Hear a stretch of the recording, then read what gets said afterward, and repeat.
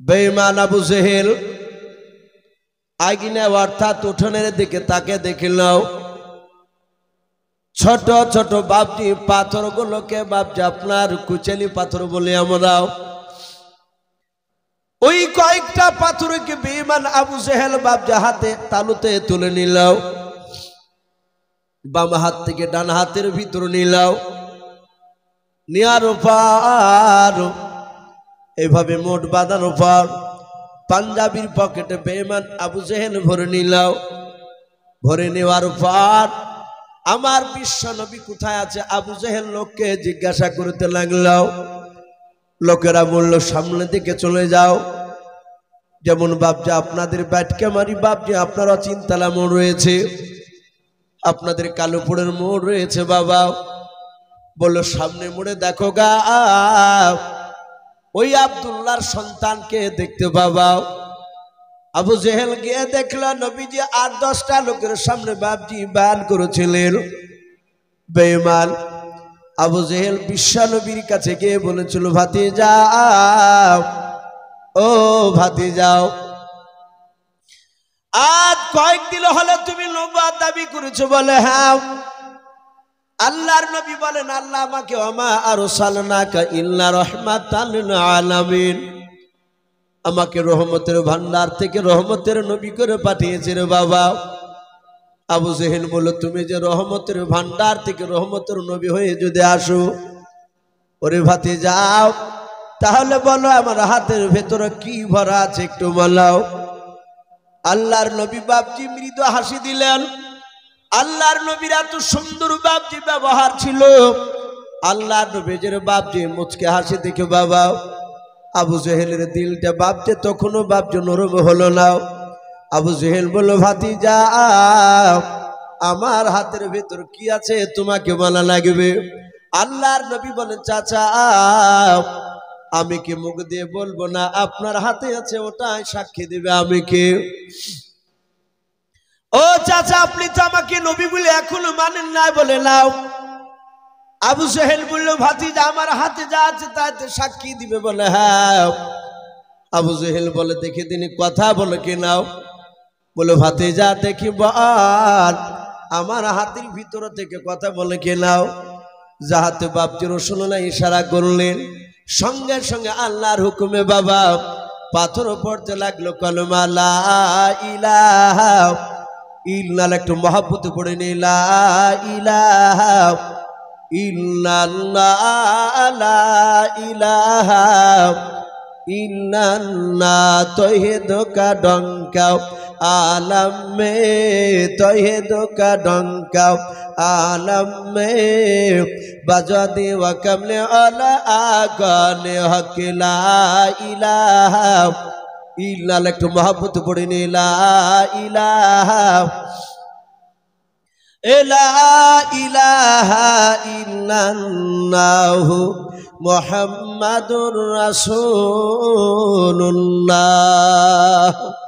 सल्लल्लाहु ताआला अलैहि वसल्लम जहाँ तो बाप के कलमा पढ़ार कथा बोलले और बेईमान आबू जहेल बोललो भातीजाओ तुमी सत्यि बड़ जादूगर तुमी आमार एई हाथेर पाथरटा तो जादू करे दिएछो रसूल बोललेन चाचा आमी जादूगर नय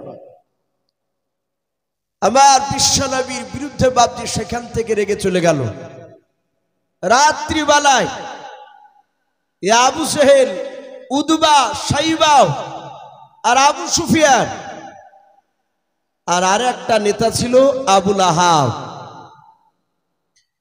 नबीजिर आपन चाचा ये आबू लाहाब लोकटा आबू जहेल रसूलुल्लाहर आपन चाचा छिलो ना तार प्रतिबेशी चाचा आमरा स्वाभाविकभावे देखते पाई देशेर बापजी बाड़ीर यदि सूत्र यदि आपनार काछेर लोक यदि ओई सूत्रोर साथे ना थाके आपनाके टपा करे क्षति करते पारबे ना और बाहिरके आर सूत्र दुश्मन निजेर लोक बाहिरके लोकेर साथे साथ दिले ताड़ाताड़ी क्षति करे फेलबे ते आबू लाहाब रसूलुल्लाहर आपन चाचा सेও नबीजीके बापजी मारार जोन्नो रात्रि बेला मिटिंगे गेছে আমার রসুলের আপন চাচাও। আমরা জানি যে বিশ্ব নবীজির বাপজি আব্বারা টোটাল ভাই ছিল 10টা। কটা বললাম বাপ? 10টা। সবাই ইমানদার ছিল না। নবীর কিছু চাচা ছিল ইমানদার আর কিছু চাচা ছিল বেঈমান। যারা ইমানদার ছিল তার মধ্যে থেকে বাপজি একটা চাচার নাম ছিল আব্বাস রাদিয়াল্লাহু তাআলা আনহু।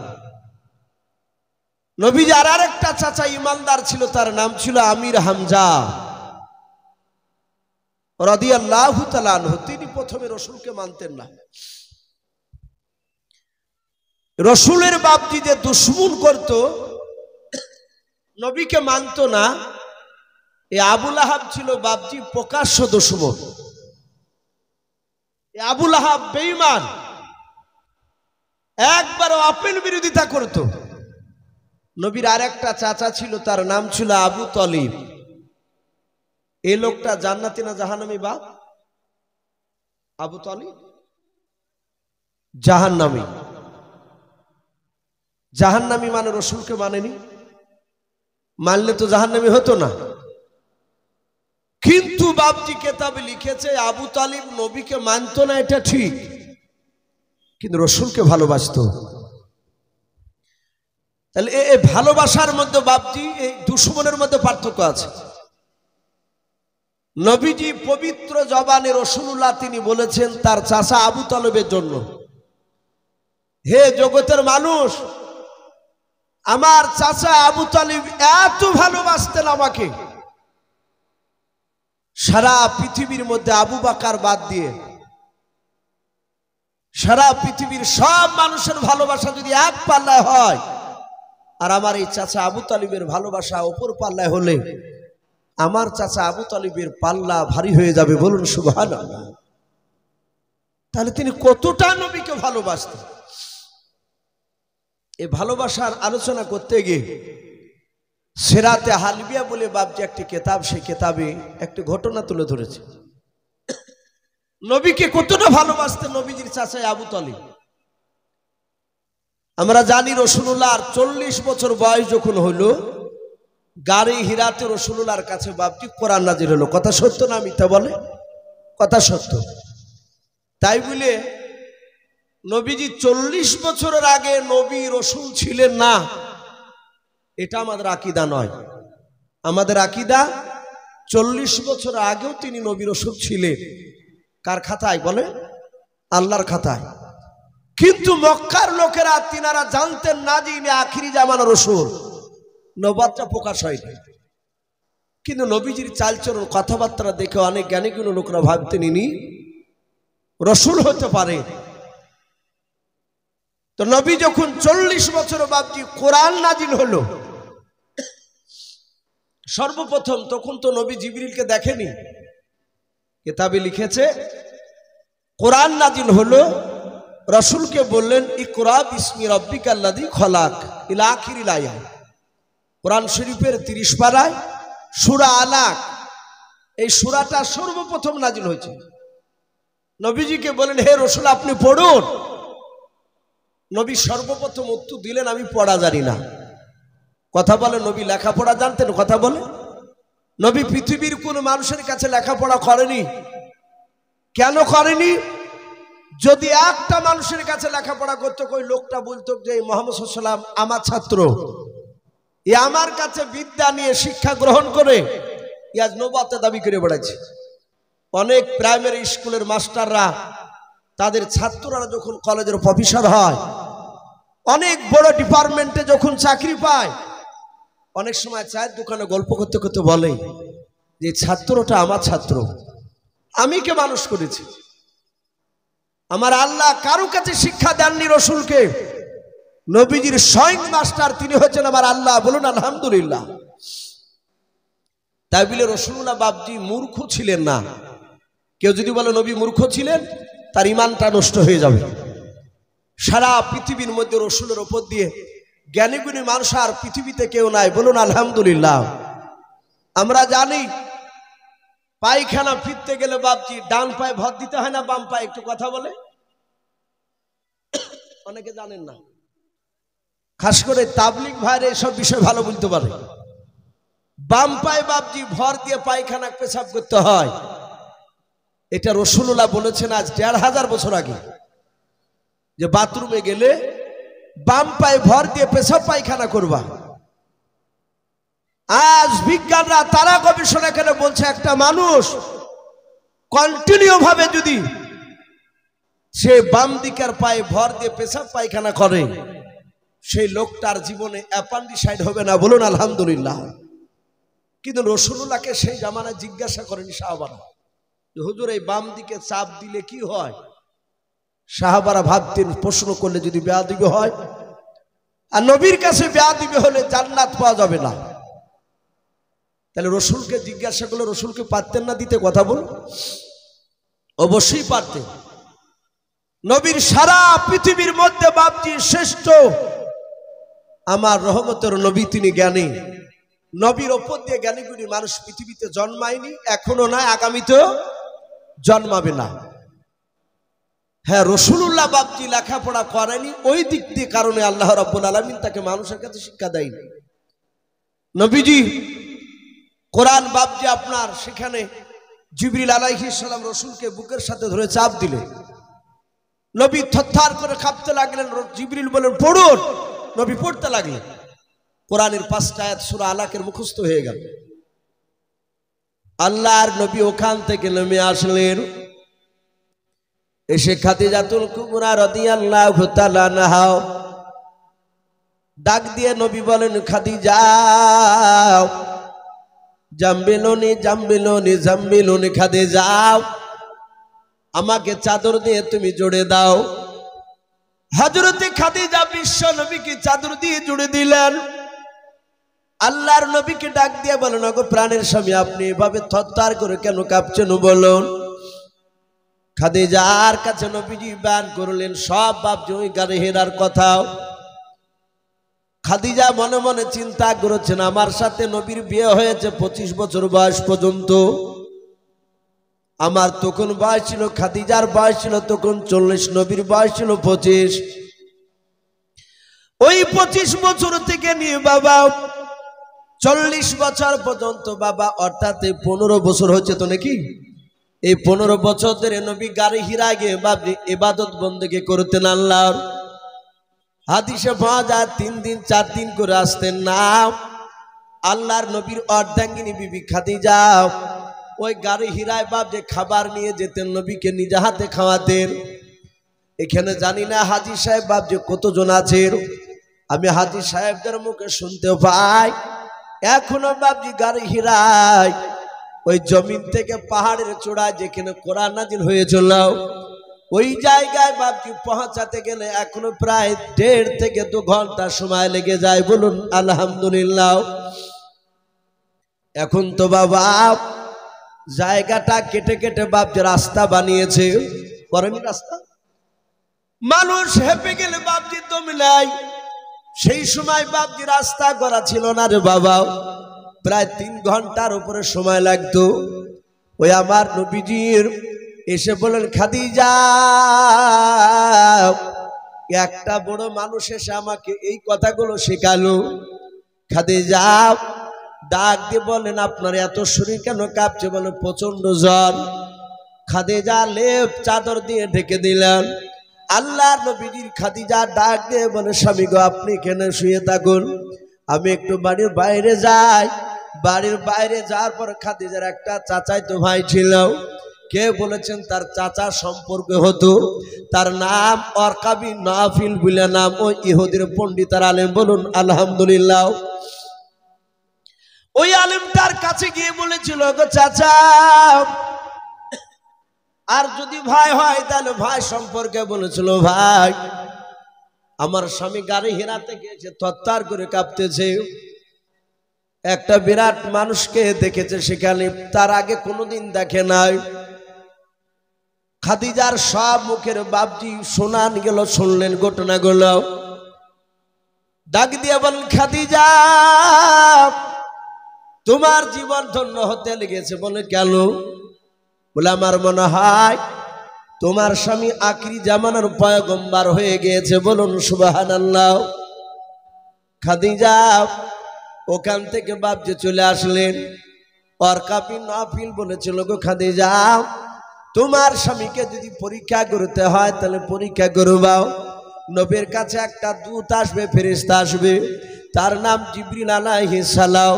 ওই ব্যক্তি খারাপের দিকে তাকাবে না, ভালোর দিকে তাকাবে। বলে তাই নাকি? বলে হ্যাঁ। নবীজির কাছে এসে আবার খাদিজা বাপজি জুড়ে ধরলেন। নবী বলেন, খাদিজা, তুমি আমাকে একটু বুকের সাথে তুমি পাদা মেরে জুড়ে ধরাও। খাদিজা নবীকে বাপজি বুকের সাথে জুড়ে ধরলেন। বলে, স্বামী গো, ভয় করবেন না, চিন্তিত হবেন না। আল্লাহর নবী বলেন, খাদিজা,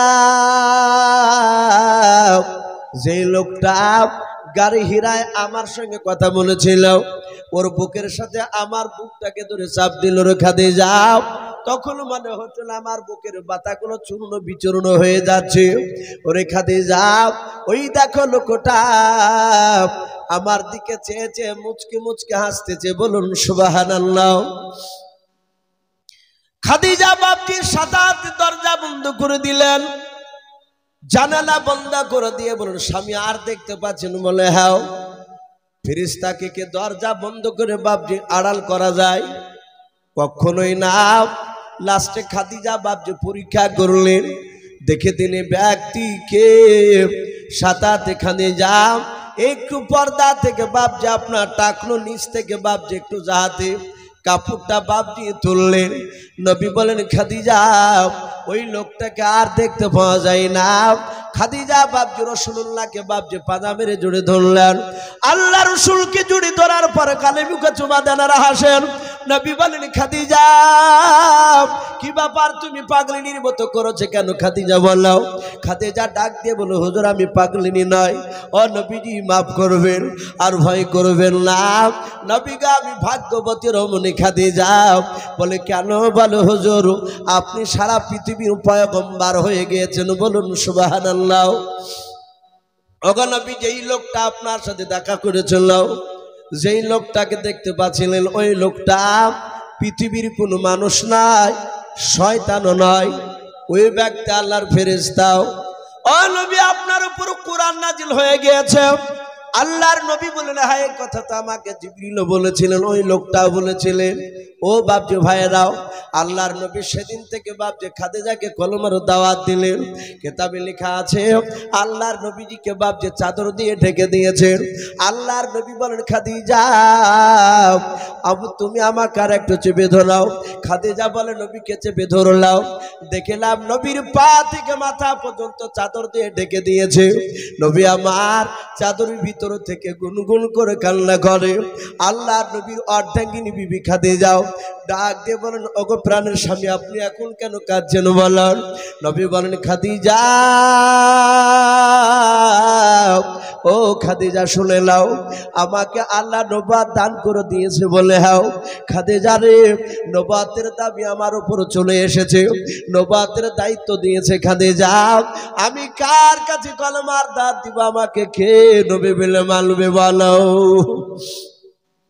হযরত খাদিজা আস্তে করে বলছেন, নবী, চিন্তা করবেন না, কে মানলো আর না মানলো, ওগো আমার রাসূল শুনে নাও, আপনার অর্ধাঙ্গিনী বিবি খাদিজা, সর্বপ্রথম আপনাকে আমি নবী বলে মেনে নিলাম। বলুন সুবহানাল্লাহ।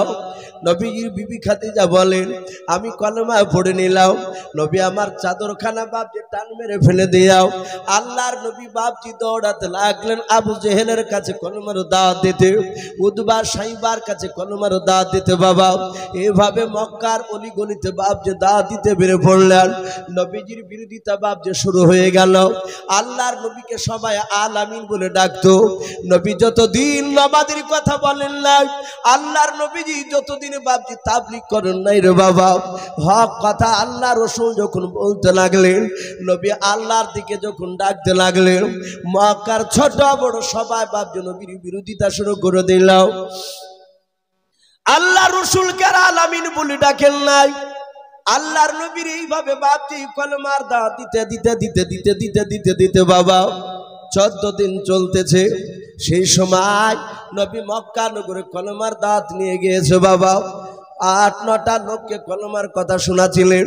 তারা একেবারে গরিব মানুষ, তারা সবাই নবীর কথাগুলো শুনছিলেন। আর ওই সময় উতবা সাইবা আর আবু সুফিয়ান, তখন আবু সুফিয়ান বাপজি ঈমান আনে না নাই। এই আবু সুফিয়ান আর আবু জেহেল বাপজি যাওয়ার পর আল্লাহ রাসূলের কাছে গিয়া নবীকে ডাক দিয়ে বলেছিল, মা মরা ছিলেন মুহাম্মদ, বলুন সাল্লাল্লাহু তাআলা আলাইহি ওয়াসাল্লাম, তোকে আমরা গতকালকে বারণ করেছিলাম বাপের বিরুদ্ধে কথা বলবি না, আমাদের বাপ দাদার আমলে যা করে এসেছে তাই করবে, এগুলো বাদ দেব না। আমাদের বাপ দাদার বিরুদ্ধে কথা বলবি না, নতুন কলমার দাওয়াত দিবি না। যাহাতে বাপ যে কথা বললাম, নবী বাদ দিয়ে বলেন, চাচা আমি তো কোনো অন্যায় করি নাই, জাহান্নাম থেকে মানুষ কিভাবে জান্নাতে যাবে ওই কথাটা একটু শোনাতে এসেছিলাম। আর সঙ্গে সঙ্গে আবু জেহেল বাপকে দাদাগিরি দেখিয়ে দিলাম। এত বড় বেয়াদব শয়তান জানোয়ার আবু জেহেল নবীর গলায় ধাক্কা দিয়ে রসুলকে বাপজি ধাক্কা মেরে ফেলে দিল। নবী আমার হুড়মুড় করে বাপজি মাটিতে পড়ে গেলেন। নবীজির বাপজি আপনার কপালটা পাথর লেগে কপালটা ফেটে গেল বাবা। আল্লাহ রসুল বাপজি হাত জোড় করে বলে, চাচা আমি তো আপনাদের কোনো আল্লাহ করি না গো, চাচা আমাকে আর মারবেন নাও। আবু জেহেল না বাপজি শুনল নাও। ও বাপজি ভাইরাও, যাদের ঈমান থাকবে না রে বাবা, ইউটিউবে ফেসবুকে দেখা যায় অনেক জায়গায় বাপজি ভারতবর্ষের মাটিতে বাবা অনেক দাড়িওয়ালা বাপজিকে ধরে বাপজি দাড়ি কাঁচি দিয়ে ধরে কেটে দিছে।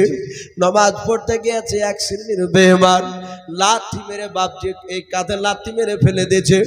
ও বাপজি এমন ভাবে মারছে বয়স্ক লোকদেরকে, আর হাত জোড় করে বলে বাবা মেরো না, কিন্তু তাদের দিলে বাপজি রহম হয় না। এইভাবে বিশ্ব নবীকে বাপজি আবু জেহেলরা মারত। নবীজির গলায় ধাক্কা দিয়ে ফেলে দিল। আল্লাহর নবীর কপাল কেন বাপজি পাথর থেকে বাপজি লেগে ফেটে গেল, 2-4 ফোঁটা রক্ত পড়ে গেল। নবীকে আবু জেহেল বলল, বাবা আগামীকাল যদি কলমার দাওয়াত দেওয়া বন্ধ না করো রে বাবা, তোমাকে আমরা মারতে বাধ্য হবে এর চেয়ে বেশি। এই কাল থেকে যেন আর কথা বলবি না, আমরা বাপ দাদার আমল থেকে যা করিয়ে আসছি তা করিয়ে যাব। আল্লাহ রসুলকে গলায় ধাক্কা দিয়ে আবার বের করে দিল। ওই সময় বেঈমান আবু জেহেল বাপজি ওই জায়গাতে দাঁড়িয়ে ছিল। আর নবীর আপন চাচা বাবা সেই আবু তালিব উনি যাচ্ছিলেন। আবু জেহেলকে দেখে ডাক দিয়ে বলেছিল, আবু জেহেল ভাই কি ব্যাপার, নেতাগুলো এক জায়গায় দেখা যাচ্ছে? বলে হ্যাঁ। আবু জেহেলের মনটা ভারী। নবী বলেন, নবীর চাচা আবু তালিব বলেন, ওগো ভাই আবু জেহেল মনক্ষণ অবস্থায় দাঁড়িয়ে আছে কেন, চরম চিন্তিত দেখা যায়। ডাক দিয়ে বলেছিল, হ্যাঁ ভাই তুমি কি জানো না তোমার ভাতিজা আজ 14 দিন ধরে আমাদের বাপ দাদার বিরুদ্ধে কথা বলে। এই তুমি জানো না সব খবর? রাসূলের চাচা বলেন, আমি জানি, আমি তো তাকে মানি নাই। বলে তাকে মানো না? বলে না। বলে কি করো তুমি? বলে আমি আমার বাপ দাদা ধর্মের উপরে ঈমান অটুট, আমার বাপ দাদার উপরে আছে, ঈমান নিয়ে আছে। আমি জানি সে নতুন কলেমার দাওয়াত দিয়ে বেড়াচ্ছে এতটুকু। আবু জেহেল বললে, আবু তালিব শুধু তোমার ভাতিজা বলে কিছু বলি নাই, আগামী কাল থেকে যেন তোমার ভাতিজা কলেমার দাওয়াত না দেয়, যদি দেয় তাহলে তোমার ভাতিজাকে প্রকাশ্য লোকের সামনে আবা ধরে মারব। আমার বিশ্ব নবীর চাচার চোখে পানি চলে আসল। আবু জেহেল কাকে মারতে চাইল বা? কার নাম করলে? আল্লাহ রসুলকে ডাক দিয়ে বলল, শুনে নাও, এই তোমার ভাতিজাকে মারব। আবু তালিবের মনে হচ্ছে আসমান থেকে আসমান খসে পড়েছে ওর গায়ের উপরে, তার ভাতিজাকে মারব বলেছে। আবু তালিব বলে, চিন্তা করো না, আমাকে অভিভাবক বলে মানে, আমি আজ রাত্রিবেলায় গিয়ে আমার ভাতিজাকে বারণ করলে আশা করি আর কলমা দাওয়াত দিবে না। ভালো ভাই, আবু তালিব ওটা যেন হয়, কারণ আবু জেহেল যেমন এক গোত্রের নেতা, অনুরূপ ভাবে এই আবু তালিবও কুরাইশ বংশের বড় নেতা, বড় নেতা, শক্তিশালীও ছিলেন। হযরতে এই আবু তালিব বলল, ভাই চিন্তা না, আমি বারণ করব আজকে। আবু জেহেল বলে, আবু তালিব, যদি তোমার ভাতিজা আমাদের বাপ দাদার বিরুদ্ধে কথা না বলে, তাহলে তোমার ভাতিজাকে 3টে পুরস্কার দেব। নবীজি বলেন, নবী চাচা বলেন, কি কি? বলে, 1 নম্বর, গোটা মক্কা নয় আরবের মধ্যে উচ্চ সম্মানের অধিকারী করব। 1 নম্বর সম্মানী ব্যক্তি তোমার ভাতিজা হবে। 2 নাম্বার, 200টা উট দিব। 3 নাম্বার, মক্কা নগরে আমাদের খাজুর বাগান যেটা চাইবে সেটাই তাকে দেওয়া হবে, তার বিনিময়ে টাকা লাগবে না। হে আবু তালিব, 3টে জিনিস পেয়ে গেলে বলো তার জীবনে কি দরকার আছে? বলে, আর কিছু নেই, ওগুলা হয়ে গেলেই তো বিরাট ব্যাপার। আমরা স্বাভাবিক মানুষ ভাবছি একটা বড় দোকান ব্যবসা যদি চলে, 10 বিঘা জমি হয়ে গেলি আমরা বিরাট কিছু মনে করে যে আমাদের আর দরকার নাই। কিন্তু আবু তালিব বলল, আর অসুবিধা নাই, 200টা উট, বড় খাজুরের বাগান আর উচ্চ সম্মানের অধিকারী, 3টে তো দামি জিনিস দিচ্ছ। আজই যে বলবো, আল্লাহর নবীজি মক্কা নগর থেকে কলমার দাওয়াত দিয়ে বাড়ি গিয়েছেন। আবু তালিব বাড়িতে যাওয়ার পর তার অর্ধাঙ্গিনী বিবিকে ডাক দিয়ে বলেছিল, ওগো আমার বিবি, শুনে নাও, একটা বাসনে 2টো মানুষের মতো খাবার খোলা আজকে। ডাক দিয়ে বলেছিল, স্বামী এতদিন আপনি বলেন নাই, বহুদিন আগে আপনি একটা বাসনে 2টে মানুষের খাবার খুলতে বলতেন। বলে, বিবি শুনে নাও, বহুদিন ধরে আমার ভাতিজাকে নিয়ে খাবার খাইনি, যাও খাবার খোলো। খাবার খোলা হলো। আল্লাহর নবীজিকে ডাক দিলেন, ভাতিজা তুমি আমার ঘরে এসো। আল্লাহ রাসূল এসে বললেন, চাচাজি ডাকলেন? বলে, হ্যাঁ বাবা। আল্লাহর নবীকে খাবারের সামনে বাপজি বসতে বলে নবীজি বসে পড়লেন।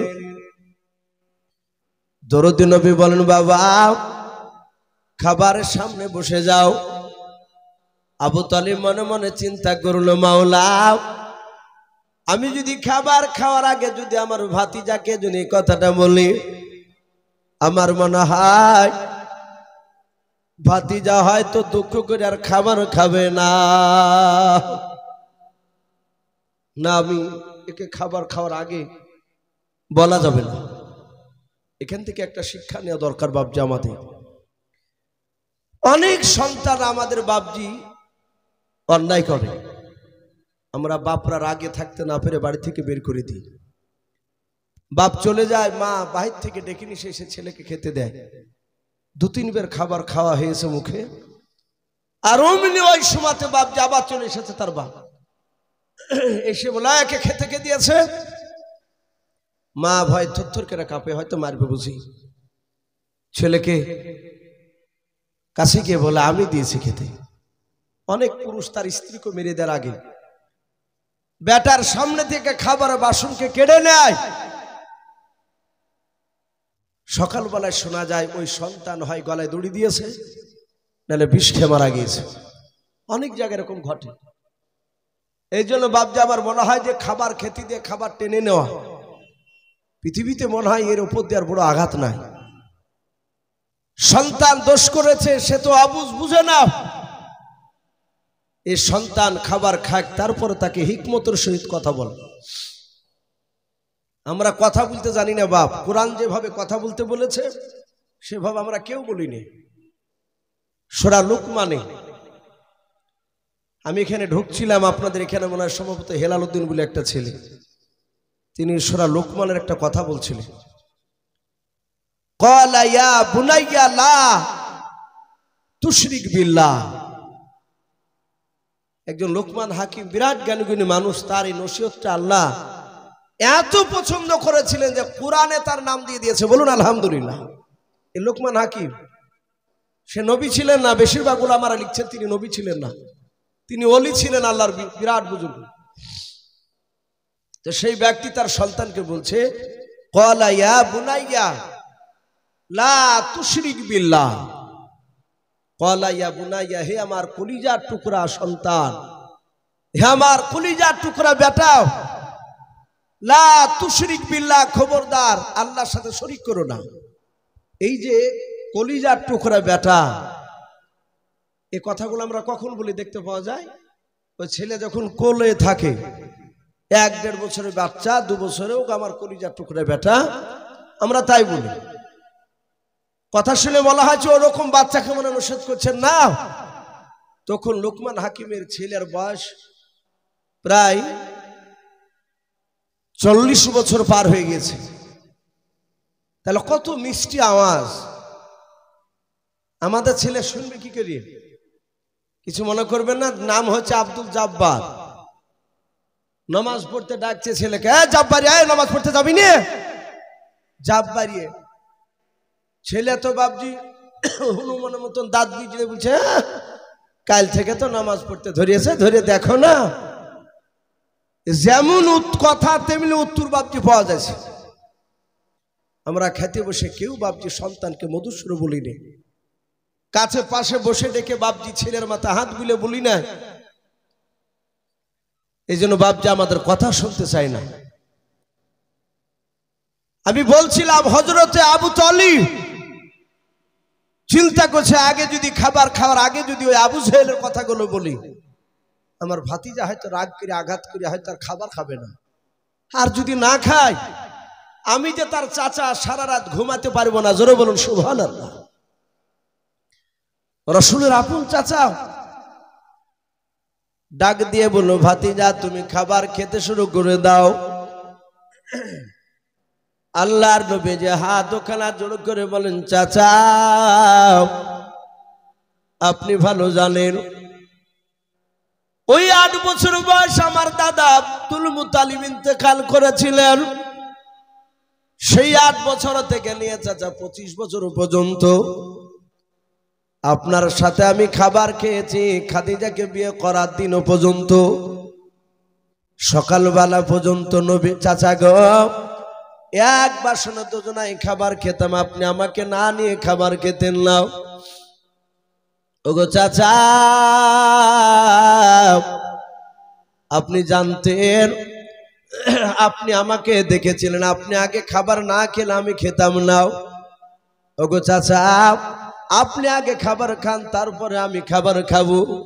যাহাতে নবীজি এই কথাটা বললেন, আর আবু তালিব আর ধৈর্যের বাঁধ বাপ যে ধরে রাখতে পারলো না, হাউমা করে তিনি চিৎকার করে কেঁদে উঠে বলেছিল, বাবা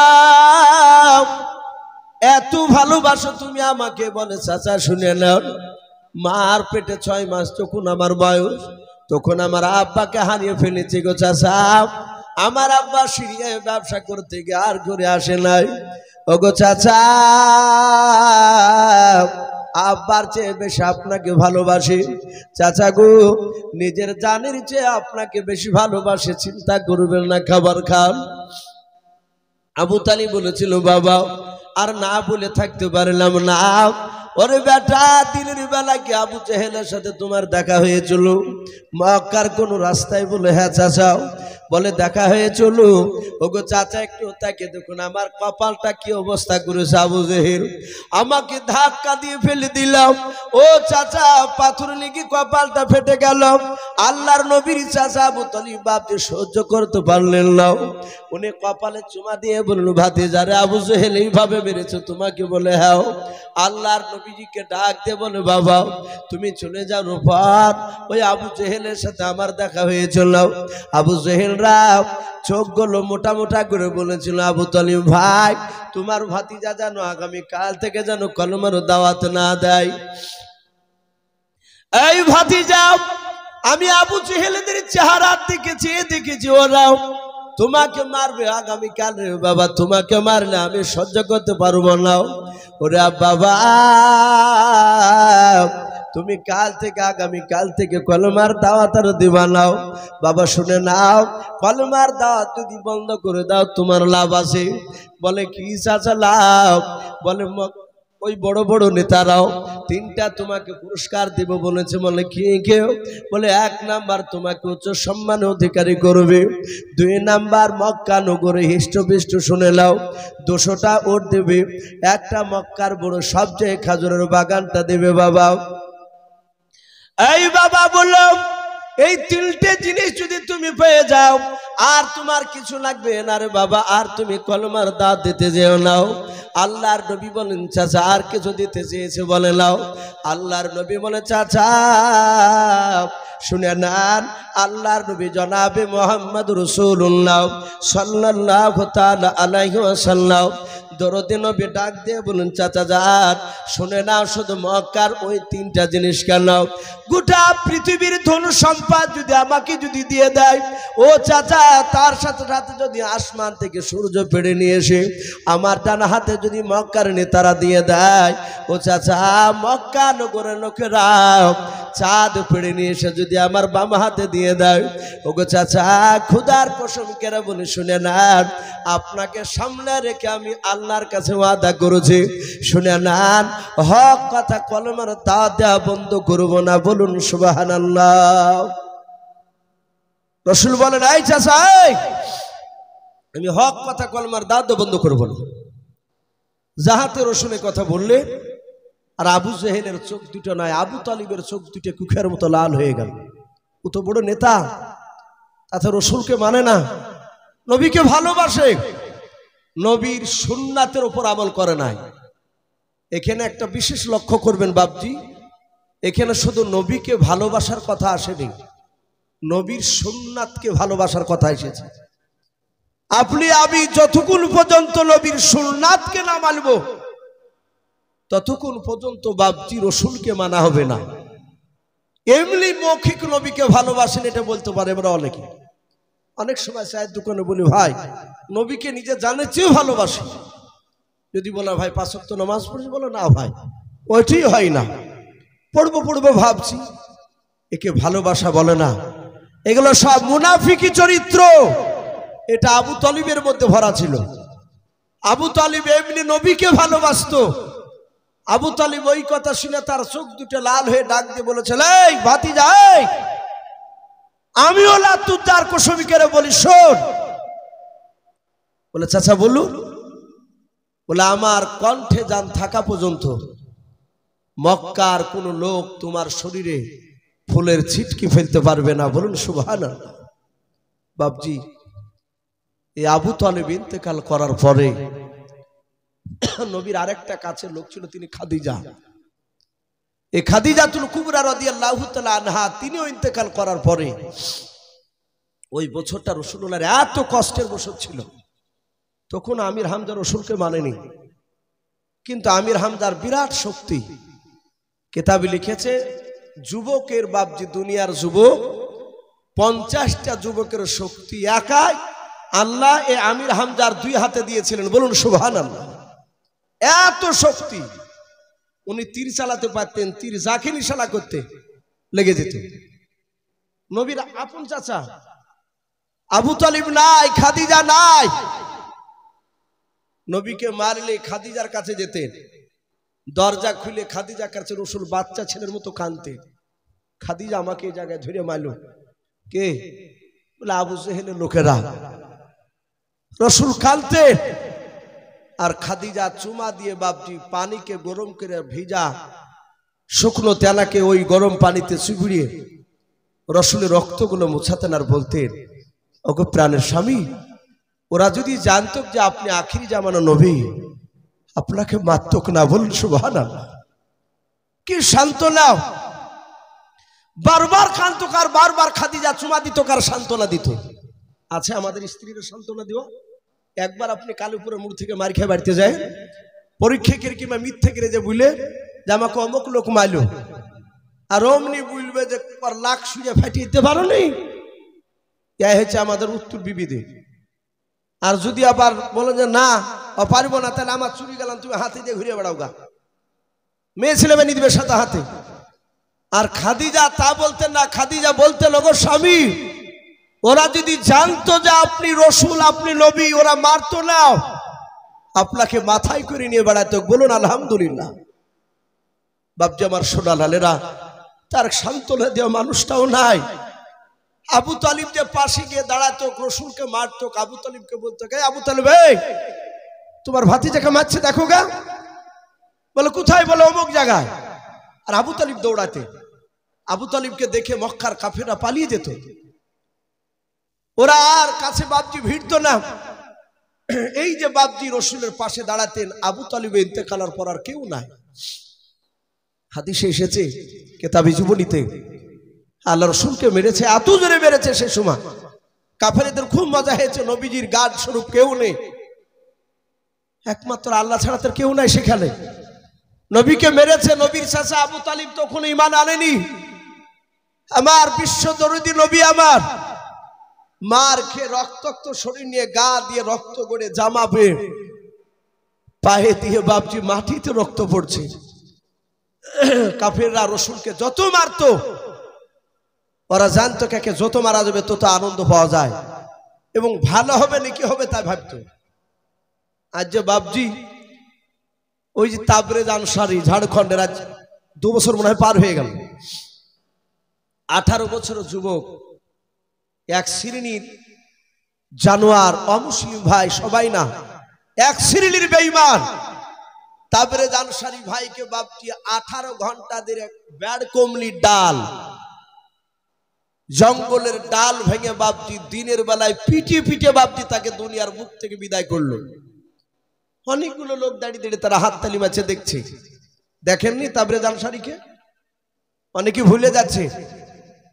দিল্লির বুকে ওয়াইশ কুরিনি বলে একটা হাফেজে কোরআন মোবাইলের দোকানে হেডফোন কিনতে গেছে, হেডফোন, কোনো দোষ নাই, মারবে সেই জানোয়াররা।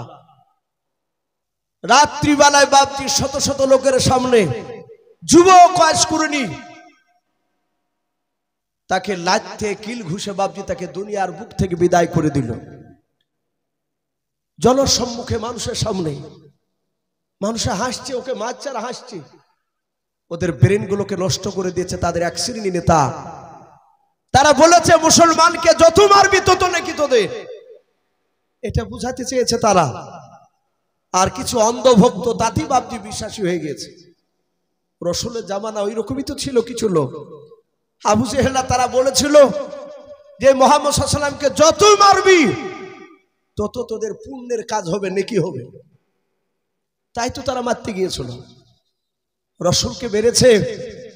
নবীজি খাদিজার বাড়িতে গেলেন, খাদিজা নাই। নবী ওখান থেকে কাঁদতে কাঁদতে আবু তালিবের বাড়িতে গেলেন। আবু তালিবের বাড়ির দরজায় রসুল্লাহ ওখানে দাঁড়িয়ে কাঁদলেন। চাচা নাই, পাশে একটু সান্ত্বনামূলক কথা বলবে। নবী যাবে কোথায়? রসুল চিন্তা করছেন, আমার চাচা আমির হামজা আছে, খুব শক্তিশালী চাচা আমার, আমি যাই চাচার কাছে গিয়ে একটু দাঁড়াবো, বলবো, চাচা আমাকে সান্ত্বনা দিবে। আল্লাহর নবী গুটি গুটি পায়ে বাপজি মা রেখে আমির হামজার বাড়ির দরজা গিয়ে ডাক দিয়েছেন, চাচাও চাচা বলে বাপজি কয়েকবার ডাক দেন। পর ভিতর থেকে বাপজি আমির হামজার আওয়াজ বেরিয়ে আসে নাই। আমির হামজার অর্ধাঙ্গিনী বেবে বেরিয়ে এসে বলল, কেউ? দরজা খুলে দেখছেন নবীজি দাঁড়িয়ে আছে। নবী বলে, চাচি মা আমি আমির হামজার ভাইপো ভাতিজাও। কেন তোমার চাচাকে ডাকছো? বলে আমার চাচাকে ডাকছি, কাফেররা মক্কার আবু জেহেলের লোকেরা আমাকে ধরে মারলো গো চাচিমা, দেখেন শরীর দিয়ে রক্ত ঝরতেছে। ওই সময় সান্ত্বনামূলক কথা না বলে বাবা ডাক দিয়া বলেছিল, আঘাত দিয়ে বলেছিল, যেমন কর্ম তেমনি ফল পাইয়াছো, বেরিয়ে যাও, বাড়ি থেকে বেরিয়ে যাও। নবীর চাচাকে বাড়িতে বাপজি বসতে বললো নাও। নবীর চাচিমা বললো নাও। নবী কাঁদতে কাঁদতে ওখান থেকে চলে গেলেন গুহার ভিতরে। ময়দানে একটা গর্তের কাছে গিয়ে নবী সেজদায় পড়ে কাঁদেন, বলেন, আল্লাহ আমি মনে হয় তোমার দিনকারে টিকাতে পারবো না। যেইভাবে উঠে পড়ে লেগেছে বিরোধিতা করতে আবু জেহেলের লোকেরাও, আল্লাহর নবী বাপজি ডুকরে ডুকরে কাঁদে, রক্তাক্ত শুনুন বাবা। আমির হামজা জানে না আল্লাহ বলেছেন মাইয়াহদিহিল্লাহু ফালা মুদিল্লা লাহু ওয়া মা ইউদ্লিলহু ফালা হাদিয়া লাহু।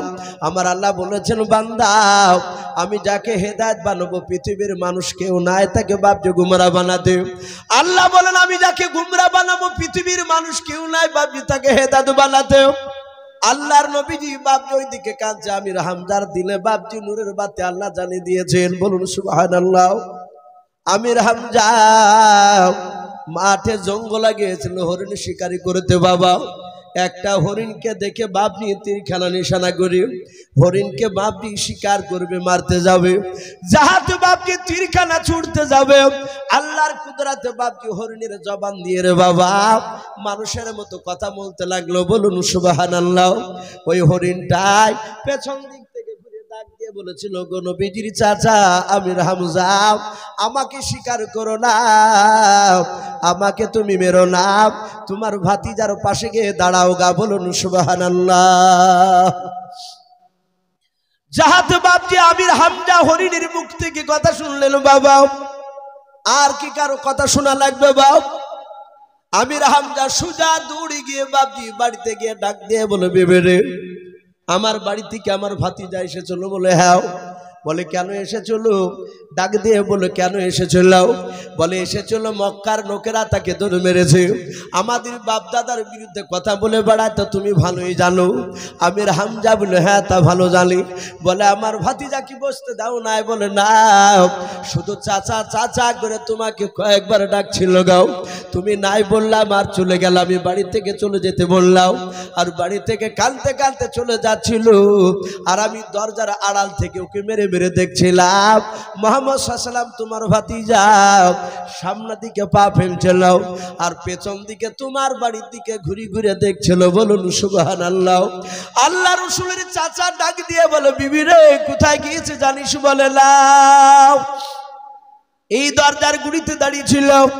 আল্লাহ রাসূলের চাচা তাকে দেখে বাপজি রক্তের ছাপ লেগে আছে, ঠোপে ঠোপে রক্ত। রসুল যেই দিকে গিয়েছিল বাবা, নুরানি চেহারাতে বাপজি কাফেররা মেরেছে, তাদের দ্বিধাবোধ হয়নি, তারা রসুলকে বাপজি এত জোরে জোরে মেরেছিল। আল্লাহর নবীর চাচা বাপজি পায়ের নিশানা দেখে দেখে চলে গেল। আল্লাহর নবী জনাবে মুহাম্মদ রাসূলুল্লাহ সাল্লাল্লাহু তাআলা আলাইহি ওয়াসাল্লাম সিজদারত অবস্থায় আছে। আমার আমির হামজা আল্লাহর নবীর কাছে যাওয়ার পার পিঠে হাত দিয়ে বলেছিল সিংহের মতো গর্জন দিয়াও, ওরে ভাতিজা আর কান্না করতে হবে না, তোমার চাচা আমির হামজা তোমার পাশে দাঁড়িয়ে গেল। বলো কার মার এত কোলে যাও যে আমার ভাতিজাকে মেরে রক্তাক্ত করে দিয়েছে? এই ভাতিজা তুমি একটিবার শুধু নাম করে দাও, তার মুখে তীরখানা দিয়ে পিঠ দিয়ে তীরখানা বের করে দেব। আল্লাহর নবী সিজদা থেকে মাথা তুললেন, ডাক দিয়ে বলেন, চাচা আমি হাসলে আপনি খুশি হবেন? বলে হাও। ওর প্রতিবাদ করলে প্রতিশোধ নিলে আমি কি খুশি হব? বলে কেন হবে নাও? আল্লাহর নবী বলে, চাচা আমাকে যারা মেরেছে তার মারার চেয়ে, তাকে মারার চেয়ে আমি আরো খুশি হব চাচা যদি একবার পড়ে নেন কলমা লা ইলাহা ইল্লাল্লাহ লা ইলাহা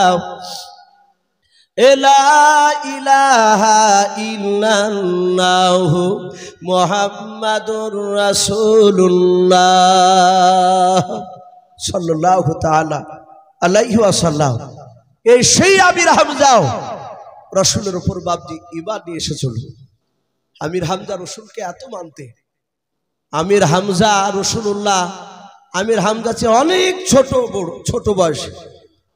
রসুলের 10টা বাপজি যে চাচা ছিল, আব্বারা ভাই ছিল, নবীর আব্বারা ভাই, তার মধ্যে সবচেয়ে ছোট ভাই ছিল নবীজির আব্বা, আর তার ছেলে মুহাম্মদ সাল্লাল্লাহু আলাইহি ওয়াসাল্লাম।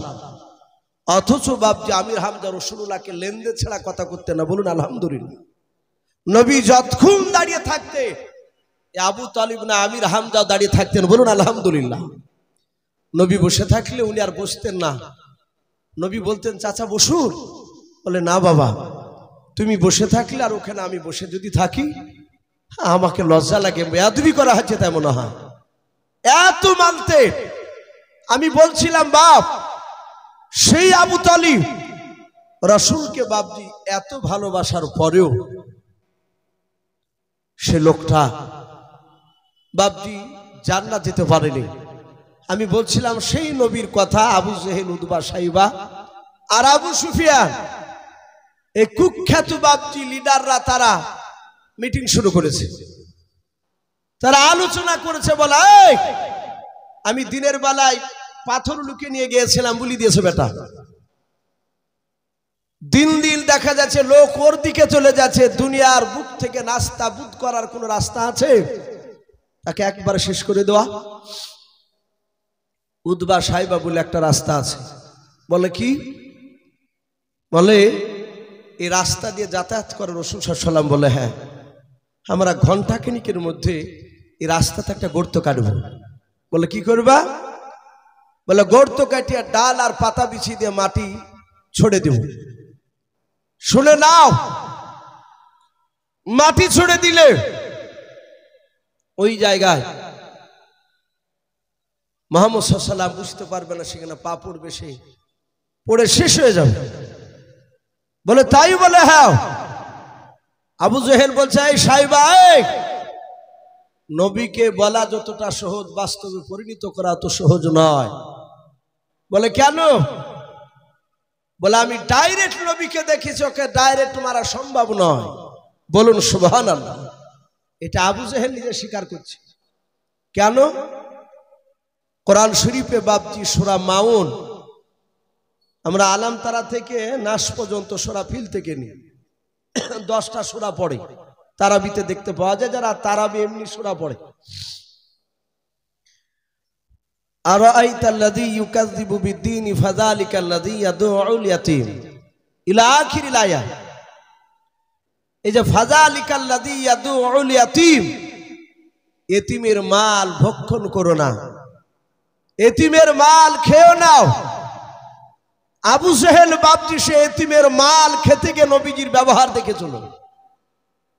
কিতাবে লিখেছে দুটো বাচ্চা ছিল এতিম, বাপ হারা মা হারা, সে ছেলে দুটো, বাপ মা নেই, বাচ্চা দুটোর কেউ সাহারা করার কেউ নেই।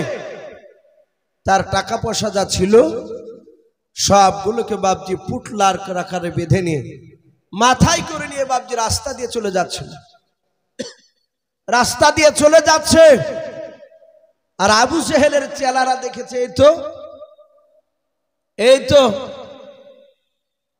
তো পুটলা নিয়ে যাচ্ছে, বাপ মা নাই কেউ। একে কৌশল করে আবু জেহেলের বাড়িতে দিতে পারলে আবু জেহেল ঠিক টাকাগুলোকে লুট করে নিবে, আর ও লুট করলে আমরা পরে ভাগ পাবো। বাচ্চা ছেলে দুটোর কাছে গিয়ে অজানার ভান করে বললো, এই বাবাই, তোদের বাপ মা বুঝি নাই? বলে না। বলে নাই? বলে নাও। বলে পুটলা কি আছে? বলে টাকা পয়সা আছে। কোথায় নিয়ে যাবি? বলে তা জানি না, চোখ যেমনে যাবে সেই দিকে আমরা যাব। বলে এই মক্কানগরে একটা ভালো মানুষ আছে। কে? বলে ওই দেখ আবুল হাকাম। ওরা তার আবু জেহেল বলছে না, মূর্খের বাপারা বলছে। ওই লোকটা খুব ভালো মানুষ।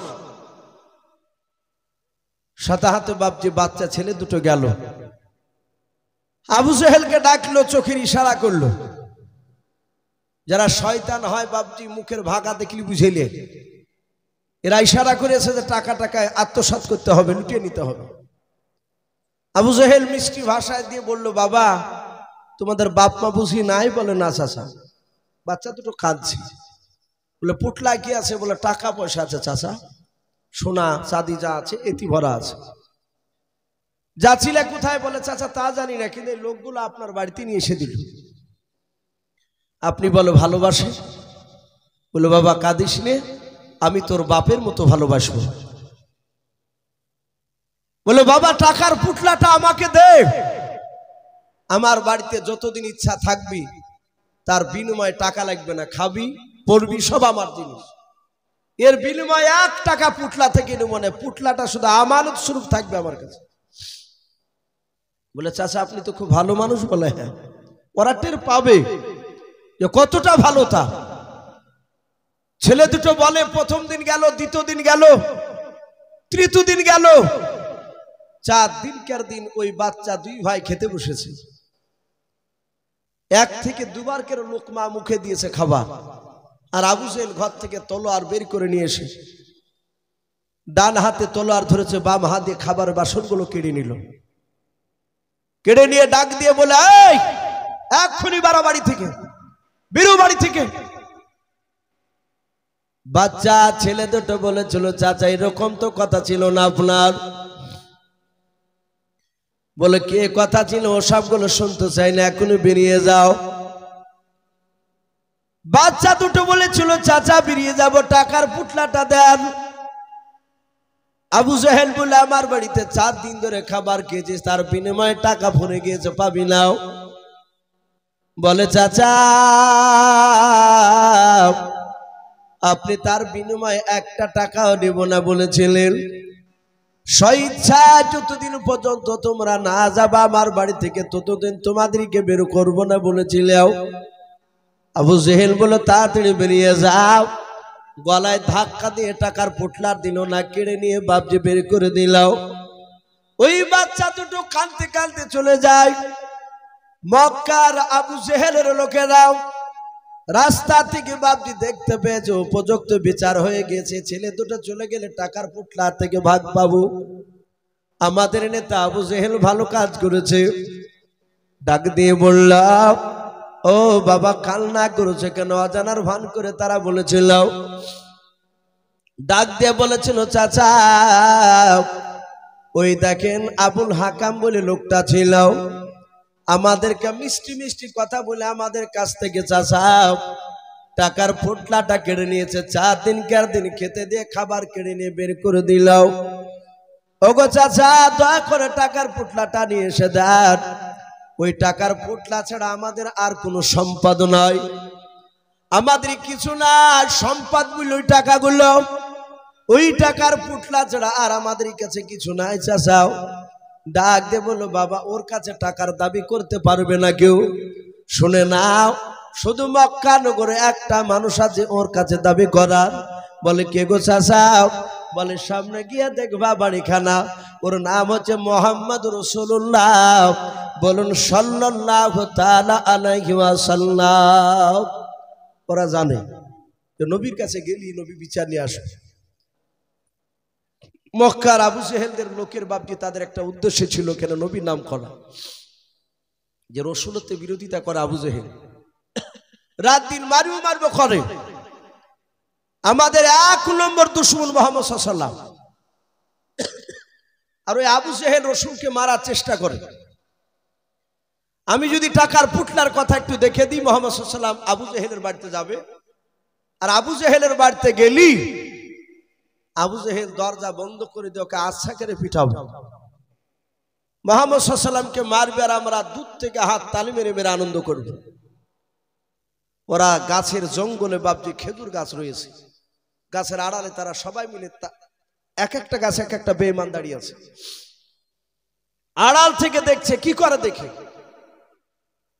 বাচ্চা ছেলে দুটো নবীর কাছে গিয়ে বলেছিল, ও আল্লাহর নবী জনাবে মোহাম্মদ রাসূলুল্লাহ সাল্লাল্লাহু তাআলা আলাইহি ওয়াসাল্লাম আমার টাকার পুটলা কেড়ে নিয়েছে। নবী বললেন, কে গো বাবা? বলে মক্কার ওই দেখেন বাড়িটা, আবুল হাকাম বলে নাম ওই ব্যক্তির। আল্লাহ রাসূল বলেন, তোমরা 2 ভাই কি দাবি করিতে পারবা? ডাক দিয়ে বলেছিল, চাচা আমরা দাবি করতে পারবো, অসুবিধা নাই, আপনি নিয়ে চলুন। আল্লাহ নবুয়তের নবীর পরিচয় তারা পেয়ে গেল। বাচ্চা ছেলে দুটোর হাত ওখানা ধরে নবী আমার টেনে টেনে নিয়ে যাচ্ছে বেঈমান আবু জেহেলের বাড়ির দরজার দিকে। বাবা আবু জেহেলের লোকেরা 2 দিক থেকে রাস্তার আড়াল থেকে উকি মেরে মেরে দেখতেছে, তো বেটা যাচ্ছে। ছলে বলে কৌশলে আবু জেহেলের বাড়িতে নিয়ে যাওয়ার জন্য চক্রান্ত চালিয়েছে। যাহাতে যাবে আর আবু জেহেল দরজা লেগে দিয়ে বেটাকে মারবে, বেটা জব্দ হয়ে যাবে। আল্লাহ রসুল বাপকে নিয়ে যাচ্ছে 50 থেকে 60 হাত দূরে আছে আবু জেহেলের বাড়ির দরজা থেকে। আবু জেহেল তাকে দেখেছে ওই তো মুহাম্মদ সাল্লাল্লাহু আলাইহি ওয়াসাল্লাম আসতেছে, 2 বাচ্চা ছেলে নিয়েও। আল্লাহর নবীকে দূর থেকে ডাক দিয়ে বলেছিল, ভাতিজাও খবরদার ওখান থেকে এক ধাপ সামনের দিকে তুমি ফেলবা নাও। আল্লাহর নবী বলেন, চাচা কেন? বলে, ভাতিজা ওখান থেকে তুমি বলো কি বলতে চাও। আল্লাহর নবী বলেন, চাচা এই দুটো বাচ্চা ছেলের কি পোটলা আপনি নিয়ে নিয়েছেন টাকার মূল্যায়ন? আবু জেহেল বাপজি একবারও না বললো না, সাতাতি বলে হ্যাঁ। নবীজি বলেন, চাচা টাকার পুটলা কি আছে আপনার বাড়িতে? বলে, হ্যাঁ আছে বাবা। নবী বলেন, চাচা টাকার পুটলা থাকলে নিয়ে এসে আপনি দিয়ে দেন।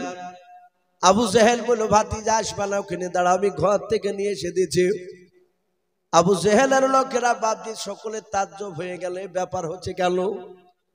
এক করতে যে আর এক হয়ে যাচ্ছে। ওকে না মেরে একবারও অস্বীকার না করে সাতাতে স্বীকার করে নিয়েছে টাকার পুটলা আছে বলেও। ঘর থেকে বের করে নিয়ে গিয়ে বাবা নবীর সামনে রেখে দিল টাকার পুটলাটাও। মায়ের নবী দরদি নবী জনাবে মুহাম্মদ রাসূলুল্লাহ সাল্লাল্লাহু তাআলা আলাইহি ওয়াসাল্লাম নবী আমার ডাক দিয়ে বলেছেন, বাবা দেখো তোমাদের সঠিক টাকাগুলো আছে কিনা এতে পুটলাতে। না 2-4 টাকা বের করে নিয়েছে। আবু জেহেল যদি বের করে নেয় সেটার ব্যাপারে আবার আবু জেহেলকে জিজ্ঞাসা করা হবে। বাচ্চা 2 ভাই টাকার পুটলা খুলে দেখে বলেছিল, চাচা ও নবীজি আবু জেহেল একটাও টাকা নেয়নি। বলে, নাও। আল্লাহর নবীজি নিয়ে চলে গেলেন।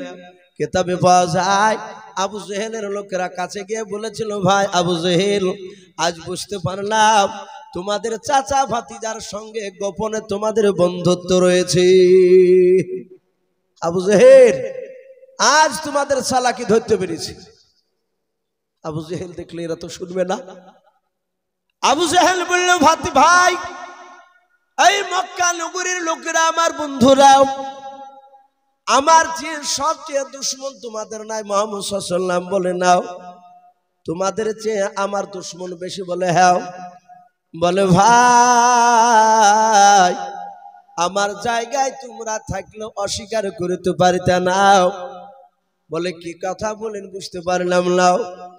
বলে, ভাই মুহাম্মদ সাল্লাল্লাহু আলাইহি ওয়াসাল্লাম তোমাদেরকে জাদু করে নাই, আমাকে জাদু করেছিল। যখন আমার ভাতিজা ওই বাচ্চা ছেলে দুটোকে নিয়ে আসতেছিল, আমি তাকে দেখলাম তার 2 দিক থেকে 1 নাই 2 নাই 50 নাই 60 থেকে 70 খান তলোয়ার মনে হচ্ছিল আমার বুকে এসে গেঁথে যাবে। বলুন সুবহানাল্লাহ। বলে, না রে তাকবীর। এ বেঈমান আবু জেহেল এটা জানতো। বলেছিল, একবার যদি না বলতাম তাহলে 60-70 খান তলোয়ার সব আমার বুকে চলে আসতো। তাই তলোয়ারের ভয় আমি স্বীকার করে নিয়েছি। আমি কি একবার স্বীকার করা বান্দারে ভাই? বলে, তাইলে ঠিক আছে। আবু জেহেল এটা বাপজি জানতো যে মুহাম্মদ সাল্লাল্লাহু তাআলা আলাইহি ওয়াসাল্লাম নবীজি ডাইরেক্ট রসুলকে বাপজি মারতে পারা যাবে না, এটা জানতো আবু জেহেল। বাপজি অনেক চেষ্টা করেছিল বেঈমান আবু জেহেল। লাস্টে রাসূলুল্লাহ তার নাম বলেছিল, তোর নাম আজ থেকে আবু জেহেল, তুই মূর্খের বাপ। নবীর দিলকে মানে না, সেই কারণে বাপজি আমি বলছিলাম যে একটু দাজ্জাল ব্যাপারে একটু কথা আপনাদের সামনে তুলে ধরবো। রাত্রি প্রায় 10টা বাপজি বাজতে চলল।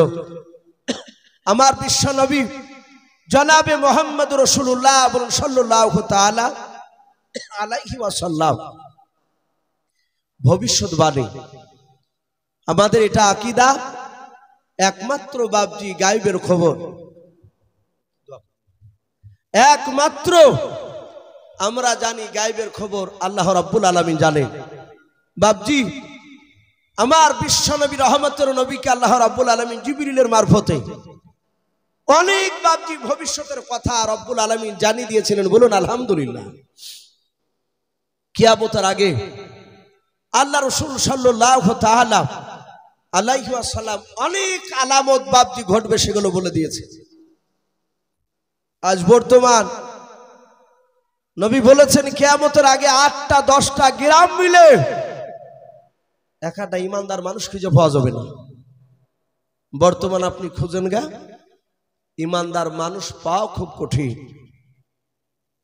আজ থেকে বাপজি 20 বছর আগে তাহাজ্জুদ গুজারনেওয়ালা লোক হাসানপুর কালুপুরে অনেক ছিল না বাপ, এখন আর খুঁজে পাওয়া যাচ্ছে না, এখন নাই বললেই চলে। যদি এক একজন পড়ে 2-1 দিন তো আবার চায়ের দোকানে চা খাতে খেতে সে বা তাহাজ্জুদের গল্প করে, বলো ভাই আজ রাতে উঠে দেখছি তো কুকুর কি চিল্লাই নিয়ে, আবার বলবে যে ভাই ও পাড়াতে চিল্লাচিল্লি হচ্ছিল কেন গো, কেন গো চাচা, তো রাত 2টার সময় আদৌ মানুষ চিল্লাইনি, এ তো সব ঘুম পাড়ছে। ও চায়ের দোকানে বলতে চাইছে, বলে হাগো তাহলে কি ব্যাপার, তো বলছো ওই রাতে ওযু করছিলেন তাহাজ্জুদ পড়ার লেগে, দেহ হইছে করছিল। সবাই শোধাচ্ছে মতো শুনিনি, আর শুনবা কি কিনা তোমরা ঘুম আসিলে নাই বাপ, তাহাজ্জুদ গুজারনেওয়ালা এগুলো বাপকে লোকের সামনে বলা যাবে না, এগুলো লোক দেখানো হয়ে যাবে। নাই তো এই 8টা 10টা গ্রাম মিলে বাপজি খুঁজে পাওয়া খুব মুশকিল। ভালো করে লক্ষ্য করে দেখা যাচ্ছে সে নামাজ পড়ছে কপালো ঘটা, গোপনে খোঁজ নিয়ে দেখা যাচ্ছে সুদে টাকা খাটাচ্ছে, না হলে হারাম কাজ তার মধ্যে জড়িত আছে। ইমানদার আল্লাহওয়ালা লোক পাওয়া খুব কঠিন, এটা রাসূল বলেছে। কিয়ামতের আগে 15টা আলামত ঘটবে, তার মধ্যে থেকে সবচেয়ে আলামত, কিয়ামতের একটা বড় আলামত, সেটা হচ্ছে দাজ্জাল। আল্লাহ রাসূল সাল্লাল্লাহু তাআলা আলাইহি ওয়াসাল্লামের জামানায় শুধু নয়, আদম আলাইহিস সালাম দাজ্জালের ভয় দেখালছে, শীষ নবী দাজ্জালের কথা বলেছে, ইউনূস নবী আলাইহিস সালাম দাজ্জালের কথা বলেছেন তার উম্মতকে, যাই উম্মতরা দাজ্জালের ফিতনা থেকে সাবধান, দাজ্জাল থেকে সাবধান। একবার ঈসা নবী পর্যন্ত সবাই বলেছে আপন আপন উম্মতকে দাজ্জাল থেকে সাবধান, কিন্তু তারা বলেনি যে তাদের উম্মত থেকে দাজ্জাল হবে। আর আপনার আমার রাসূল সাল্লাল্লাহু তাআলা আলাইহি ওয়াসাল্লাম নবী বলেছেন আমার উম্মতের মধ্যে থেকেই দাজ্জাল বেরিয়ে আসবে। কে বলেছেন এটা? মুহাম্মদ সাল্লাল্লাহু আলাইহি ওয়াসাল্লাম, আমার উম্মতের মধ্যে থেকে আসবে। রাসূল দাজ্জাল কেমন হবে তাও বলেছিলেন, যে দাজ্জাল হবে শর্ট টাইপের, ছোট, তার একটা চোখ হবে কানা, তার এই বাম দিকের চোখটা কানা হবে, একেবারে এভাবে কানা হবে না, কিন্তু তার এই চোখের মনির ওপর একটা গোস্তের টুকরা ঝুলবে। ফাটা আঙ্গুর যেমন বাপজি কিনে এসলে ছেঁড়া বেড়া আঙ্গুর দেখে অরসি বোধ লাগে, আর চোখটা হবে ওই ধরনের, কিন্তু সে চোখে দেখতে পাবে না একটা চোখে। যারা ইমানদার তারা চিনতে পারবে, তার কপালে লেখা থাকবে কা ফের কাফার। কিন্তু বাপজি সেই লোকটা গোটা পৃথিবী সে ভ্রমণ করবে, সে ঘুরবে, যেই দিকে যাবে সেই দিকে লোক সবাই ওকে মানবে। রাসূল এই দাজ্জালের বর্ণনা করেছে। হ্যাঁ, ওই সময়তে বাপজি উমার ফারুক তখন বাপজি মানে নিয়েছে। উমার ফারুক তিনি বাগানে, খেজুর বাগানের মাঠ দিয়ে যাচ্ছিলেন, তো দেখছে একটা বাচ্চা ছেলে, একদম সেই ওই কোয়ালিটি, একদম রাসূল যেভাবে বয়ান করেছে দাজ্জালের ওই রকমেরই বাচ্চা ছেলে, ছোট্ট একটা ছেলে, বছর 6 কেউ বলেছেন 8 থেকে 10 বছর। ওই বাচ্চাটা বাগানে খেলা করছিল, লোকেরা বলা বলি করছে বাচ্চা ছেলেটা অন্তরের খবর বলে দেয়। বলুন আস্তাগফিরুল্লাহ। অন্তর খবর কে বলে? আমার আল্লাহ। উমার ফারুক ছেলেটার কাছে গিয়ে কয়েকটা পরীক্ষা করলেন। এটা আজীব ব্যাপার, এ তো বলে দিচ্ছে অনেক কথা। আল্লাহ রসুল ছিলেন, রসুলকে গিয়ে বলেন হুজুর, মক্কা নগরে খাজরা বংশের একটা বাগানে, খাজুর বাগানে একটা বাচ্চা ছেলে, আপনি মনে মনে যা বলবেন তা বলে দিছে। বলে তাই নাকি? বলে হ্যাঁ। সাথে হাতে রাসূলুল্লাহকে উমর ডেকে নিয়ে গেলেন। ডেকে নিয়ে যাওয়ার পরে রাসূলুল্লাহ পা টিপে টিপে টিপে টিপে বাবজি ফেললেন, যেন বুঝতে না পারে। এই ছিল মুখ করেছিল। নবী গিয়ে পেছনে গিয়ে ভাবে বাচ্চা ছেলেটার হাত দিলেন। ঘটনাটা সম্ভবত বুখারীতে এসেছে। যাহাতে হাত দিলেন, নবী বলেন কে আমি? বলো তো। গলাটা একটু অন্য নকল করি। ছেলেটা বলে দিল তুমি আব্দুল্লাহর সন্তান মুহাম্মদ সাল্লাল্লাহু আলাইহি ওয়াসাল্লাম। নবী দেখলেন তো বলি দিল নাম আমার। নবী বলেন আমার দিলে কি বলছে বলধেনি তুই? বাচ্চাটা বলে আপনি এই কথা বলছিলেন। নবীর সাথে মিলল না। নবী বললেন এই অন্তর খবর বলবে কি করে? কি বলতে পারবে না। আন্দাজে একটা কথা বলতে যে হয়ে যায়, এর কাছে একটা জিন আছে। ওমরে ফারুক বলেন এই লোকটাকে আস্তে আস্তে হঠাৎ করে উধাও হয়ে গেল। ওই বাচ্চা ছেলেটাকে আর কেউ দেখতে পায় না, মক্কা নগরে কেউ দেখতে পায় না। নবী মসজিদে নববীতে আলোচনা করছিলেন, যেমন আপনারা বসে আছেন। অনেকগুলো সাহাবায়ে কেরাম ছিলেন।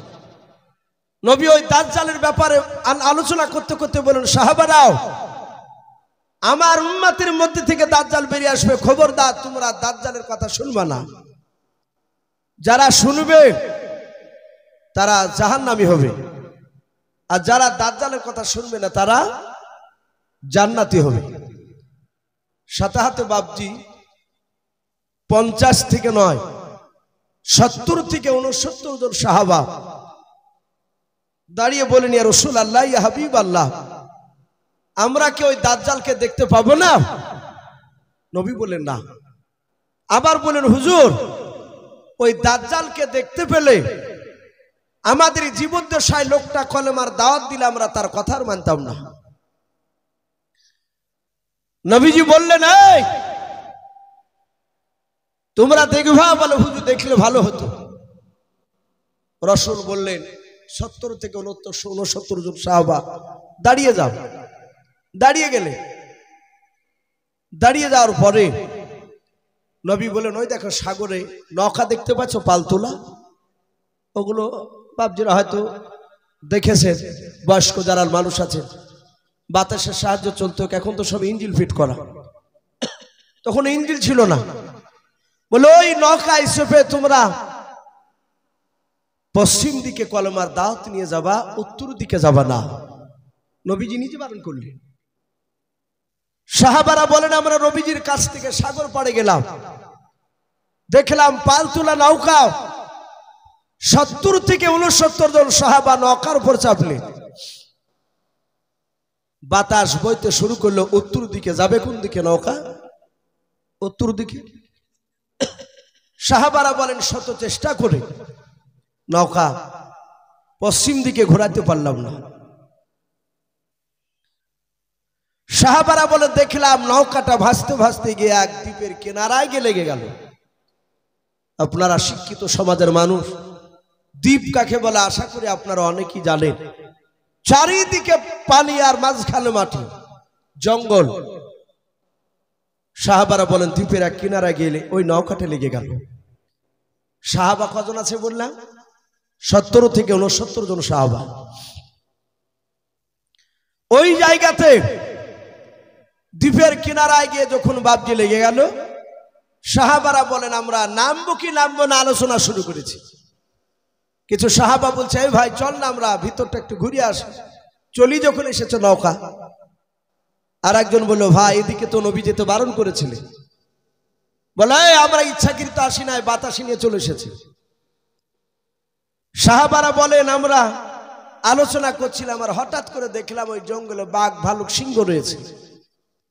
কিছু সাহাবা বলছে ভাই নামলি তো খেয়ে নেব। আবার কিছু সাহাবা বলছে এই ভাই আমাদেরকে খাবে না, আমরা তো নবীর সাহাবা। সাহাবারা বলছে নামবো কি নামবো না আলোচনা শুরু করেছি।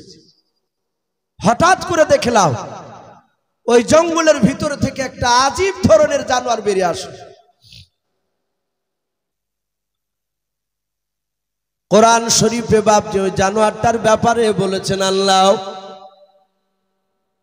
ওয়াইদা ওয়াকাল ক্বালু আলাইহিম আখরাজনা লাহুম দাব্বাতাম মিনাল আরদি তুকাল্লিমুহুম আন্নান নাসা কানু বিআয়াতিনা লা ইউকিনুন। আল্লাহর নবী জনাবে মুহাম্মদ রাসূলুল্লাহ সাল্লাল্লাহু তাআলা আলাইহি ওয়াসাল্লামকে ডাক দিয়ে বলেছেন, হে নবী আপনি বলে দেন 1 2 3 4 করে 15টা যখন কিয়ামতের আলামত যখন প্রকাশ হয়ে যাবে, ছোটরা বড়দেরকে শ্রদ্ধা করবে না, বড়রা ছোটদেরকে স্নেহ করবে না, আবার রাস্তাঘাটে প্রকাশ জানা বা বিচার শুরু হয়ে যাবে, আসমানে ফড়িং দেখতে পাওয়া যাবে না। আল্লাহর নবী জনাবে মুহাম্মদ রাসূলুল্লাহকে ডাক দিয়ে বলেন, আল্লাহ এই নবী ওই সময় আপনার ধরিত্রীর বুক থেকে এমন একটা জানোয়ারের আমি প্রকাশ ঘটাবো, ওয়াইদা ওয়াকাল ক্বালু আলাইহিম আখরাজনা লাহুম দাব্বাতাম মিনাল আরদি, ওই জানোয়ারটা বের করব, জানোয়ারটার নাম হবে দাব্বাতুল আরদ তুকাল্লিমুহুম, ওই জানোয়ারটা মানুষের মতো কথা বলবে, আন্নান নাসা কথা বলবে মানুষের মতো, কানু বিআয়াতিনা লা ইউকিনুন, ওই জানোয়ারটা সারা পৃথিবী বাপজি ভ্রমণ করবে। আল্লাহর নবী জনাবে মুহাম্মদ রাসূলুল্লাহ সাল্লাল্লাহু তাআলা আলাইহি ওয়াসাল্লাম তিনি বলেন, মুসলিম শরীফের বাবা হাসিয়াতে পাওয়া যায়, সেদিন কাপ বাপজি আপনার যে দুটো পাহাড় বাপজি পাওয়া যায়, সাফা আর মারওয়া পাহাড় কিতাবে পাওয়া যায়, ওই মারওয়া পাহাড়টা বাপজি সেদিন চৌচির হয়ে যাবে, যেদিন বেরিয়ে আসবে ওই পাহাড়টা বাপজি পেট ফেটিয়ে বেরিয়ে যাওয়ার পর ওই জানোয়ারটা বাপজি দাব্বাতুল আর জানোয়ারটা বেরিয়ে আসবে, যে জানোয়ারটা সাহাবারা বলেন আমরা দেখলাম জঙ্গলের ভিতর থেকে বেরিয়ে আসলাম। আল্লাহর নবী জনাবে মুহাম্মদ রাসূলুল্লাহ সাল্লাল্লাহু তাআলা আলাইহি ওয়াসাল্লামের সাহাবারা বলেন দেখলাম ওই জানোয়ারটা সেদিন জঙ্গল থেকে বেরিয়ে আসার পর একেবারে নৌকার 2 থেকে বাপজি 2.5 হাত কিংবা 3 হাত সামনে এসে দাঁড়িয়ে গেল। সাহাবারা বলেন দেখলাম জানোয়ারটার হাত দুখানা ছিল বাপজি বাঁদরের মতো, তার বাপজি আপনার গলাখানা ছিল ওটের গলার মতো, বাপজি মুখখানা লম্বাও। ওই জানোয়ারটার পা থেকে বাপজি মাথা পর্যন্ত মা বোনাদের যেমন মাথায় বড় বড় চুল রয়েছে, ওই রকম বড় বড় বাপজি চুলে গোটা শরীরখানা বাপজি ঢাকা ছিল। সাহাবারা বলেন ওই জানোয়ারটার মুখখানা চিনতে পারছিলাম না। হঠাৎ করে জানোয়ারটা আমাদের নৌকার সামনে আসার পর হাতখানা আকাশের দিকে উঁচু করে চিৎকার করে বলেছিল, ওগো নবীর সাহাবারা তোমরা চিন্তা করো না, ভয় পেও না, তোমরা নৌকা থেকে নেমে সোজা দ্বীপের ভেতরে চলে যাও। সাহাবায়ে কিরামদের মধ্যে থেকে সব সাহাবারা বলেন আমরা সবাই মিলে চুপচাপ বসেছিলাম, দাঁড়িয়েছিলাম। সাহাবার মধ্যে থেকে একজন বিশিষ্ট সাহাবা যেনার নাম আনাস বিন মালিক রাদিয়াল্লাহু তাআলা আনহু বলে নাম পাওয়া যায়। ওই আনাস বিন মালিক সাহাবা ওনার ব্যাপারে বাপজি পাওয়া যায়, উনি বলেন আমি দেখলাম একেবারে কাছাকাছি এসে যখন কথা বললাম আনাস বিন মালিক ডাক দিয়ে বলেছিল, রে জঙ্গলে জানোয়ার আমাদেরকে যে নৌকা থেকে নেমে দ্বীপের ভিতরে যেতে বলছে, বলে হাও ওই জঙ্গলের জীব জানোয়ার পশু পাখিরাও বাঘ ভাল্লুক সিংহ দেখতে পাওয়া যায়, তারা কি আমাদেরকে খাবে না? জানোয়ারটা বলেছিল গো নবীর সাহাবা যদি প্রকৃত নবীর সাহাবা হও তোমাদের খাওয়া তো দূরের কথা, তোমাদের একটা পশম পর্যন্ত স্পর্শ করবে না। বলুন সুবহানাল্লাহ। আল্লাহর নবীর সাহাবা বলল গো জানোয়ার এই নৌকা থেকে নেমে দ্বীপের ভেতরে গিয়ে আমরা কি দেখব? ওই জানোয়ারটা বলেছিল নবীর সাহাবারাও নৌকা থেকে নেমে সোজা দ্বীপের ভিতরে তুমি চলে যাও। দ্বীপের ভেতরে যাওয়ার পর দেখবা একটা ঘর দেখতে পাবা, ওই ঘরে দরজা শিকল লাগানো আছে, দরজাটা খুলবাও। খোলার পর ভেতরে আর একটা দরজা দেখতে পাবা, ওই দরজার শিকলটা খুলবাও। আর একটা দরজা দেখতে পাবা, 3 নাম্বার দরজার শিকলটা খোলার পর তোমরা দেখবা একটা মানুষ ওই ঘরের ভিতরে ভরা আছে, তার সাথে তোমরা কথা বলে এসো। সাহাবারা বলে জানোয়ার যেভাবে বললো সেইভাবে আমরা চলে গেলাম। ঘরের ভিতরে ঘর, তার ভিতরে ঘর, তার ভিতরে যাওয়ার পর দেখলাম জঙ্গলের বাপজি আপনার জানোয়ারটা নাই। ওই জানোয়ারটা যেভাবে বাপজি বলেছিল সেভাবে দেখলাম ঘরের ভিতরে ঘর, তার ভিতরে ঘর। 3 নাম্বার ঘরের দরজা কেনা খোলার পর একটা মানুষ দেখলাম, তার হাত দুখানা বাপজি গলার সাথে জিঞ্জিরি দিয়ে বাঁধা ছিল, তার পা দুখানা দেখলাম কাঠের সাথে বাঁধা আছে জিঞ্জিরি দিয়াও। সঙ্গে সঙ্গে বাপজি জানোয়ারটা নাই। সাহাবারা বলেন আমরা ওই লোকটার দিকে তাকিয়ে চারিদিকে বাপজি গোল করে দাঁড়া পড়ে ঘিরে আমরা দাঁড়িয়ে গেলাম, চিন্তিত হয়ে গেলাম। চারিদিকে পানি, বাঘ বালক সিংহ, জঙ্গলের ভিতর ঘর, তার ভিতর ঘর, তার ভিতর ঘর, তার ঘরের ভিতরে এই মানুষটা জিঞ্জিরি দিয়ে বাঁধা। এই লোকটাকে কে খাবার খেতে দেয়? চিন্তা হবে না ভাব? স্বাভাবিক চিন্তা হওয়ার, একে কে খেতে দেয়? সাহাবায়ে কেরামরা বলে দেখলাম আমরা কেউ কাউকে কথা বলি না, চুপচাপ দাঁড়িয়েছিলাম। সভাপতি ভাই যিনি আছেন ভাই, 10টা 15 বাজতে চলো, ঠান্ডার সময়, আমার পরের বক্তাকে একটু রেডি করে নিয়ে আসলে একটু ভালো হয়। তা আমি বলছিলাম, সেরা বলে যে আমরা কেউ কাকে কথা বলছিলাম না। ওই জায়গাতে দেখলাম ওই জিঞ্জিরিতে যে বাধা ছিল সেই লোকটা সঙ্গে সঙ্গে ডাক দিয়ে বলল, এই তোমাদের বাড়ি কোথায়? ডাক দিয়ে বলল যে আমাদের বাড়ি হচ্ছে মদিনা শরীফে। বলুন আলহামদুলিল্লাহ, মদিনা শরীফে। সাহাবারা বলেন আমরা যাহাতে মদিনা বললাম। আর ওই লোকটা বলে, তোমাদেরকে কয়েকটা প্রশ্ন করব, তোমরা উত্তর দিতে পারবা? বলো ভাই যদি উত্তর দেওয়ার মতো হয় তাহলে উত্তর দিব, আর না পারলে আমাদের নবীর কাছ থেকে জেনে এসে বলে যাব। বলে তাই? বলে হ্যাঁ। বলে তোমাদের সত্যিকার বাড়ি মদিনা শরীফে? বলে হ্যাঁ। বলে মদিনা শরীফে একটা লোক নবুয়ত দাবি করেছে, তার নাম মুহাম্মদ রাসূলুল্লাহ। বলুন সাল্লাল্লাহু আলাইহি ওয়াসাল্লাম। ও নবীকে ছিল? এরা সবাই বলে আমরা সেই নবীরই তো আমরা উম্মত, আমরা সাহাবাতা। বলে গ্রামের লোকেরা তাকে কেমন নবী বলে মানে? বল। ডাক দিয়ে বলেছিল সবাই মানে। বলে সবাই মানে? বলে হ্যাঁ। বাপজি সবাই মানার কথা আলোচনা করতে গিয়ে একটা বাচ্চা ছেলের কথা তুলে ধরলেন। আমার বিশ্ব রাসূল মক্কা থেকে যেদিন মদিনাতে যায়, মদিনার সব বাচ্চা ছেলেরা রাসূলকে দেখার জন্য খাজুর গাছে দাঁড়িয়েছিল। বলুন আলহামদুলিল্লাহ। ব্যাগড়ি ধরে নবীকে সালাম দিয়েছিলেন। নবী খুশি হলেন, বিশ্ব নবী দরদি নবী আমার।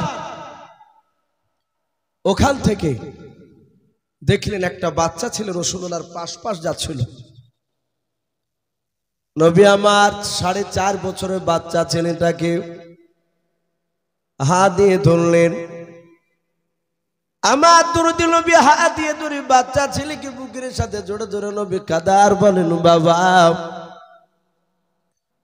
নবীর কান্না দেখে 4 থেকে 4.5 বছরের বাচ্চা ছেলেটাও কাঁদছিল মদিনার। আল্লাহর নবী বলেন বাবা, মক্কার লোকেরা আমাকে চিনতে পারে না, আমাকে থাকতে দেয় না রে বাবা।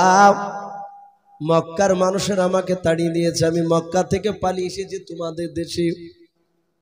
ওরে মদিনার বাবা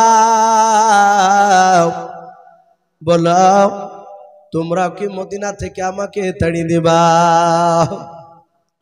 আমাকে কেমন ভালোবাসো বলো। ওই 4 বছর থেকে 4.5 বছরের ছোট্ট বাচ্চা ছেলেটা কেঁদে কেঁদে বলেছিল, নবী।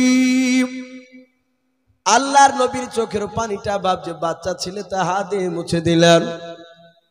কাদার বলে, নবী গো, আপনাকে জীবনে আমরা মৃত্যুর পর মক্কাতে মদিনা থেকে যেতে দেব না, বলুন সুবহানাল্লাহ। ওগো নবী, আপনাকে এত ভালোবাসি, শুনে নেন, প্রয়োজন হলে এই বাচ্চা ছেলের জানটা পর্যন্ত আপনার পদতলে কুরবান দিতে রাজি আছে, বলুন সুবহানাল্লাহ। ডাক দিয়ে বলেন, এই ছিল রাসূলুল্লাহর ভালোবাসা। মদিনার ছোট বড় সবাই ভালোবাসে। ওই যে জিন্দিগিতে বাধা ছিল, সে জিজ্ঞাসা করছে, বলে, তোমরা তাকে সত্য নবী বলে মানো? বলো মানে। বলে, মদিনার সবাই মানে? বলে, হ্যাঁ, মদিনার সবাই মানে। লোকটা বলল, আসলে তো সত্য নবী মানবে না কেন? বলে, যা, এক্ষুনি চলে যা, এক্ষুনি বেরিয়ে যা এখান থেকে।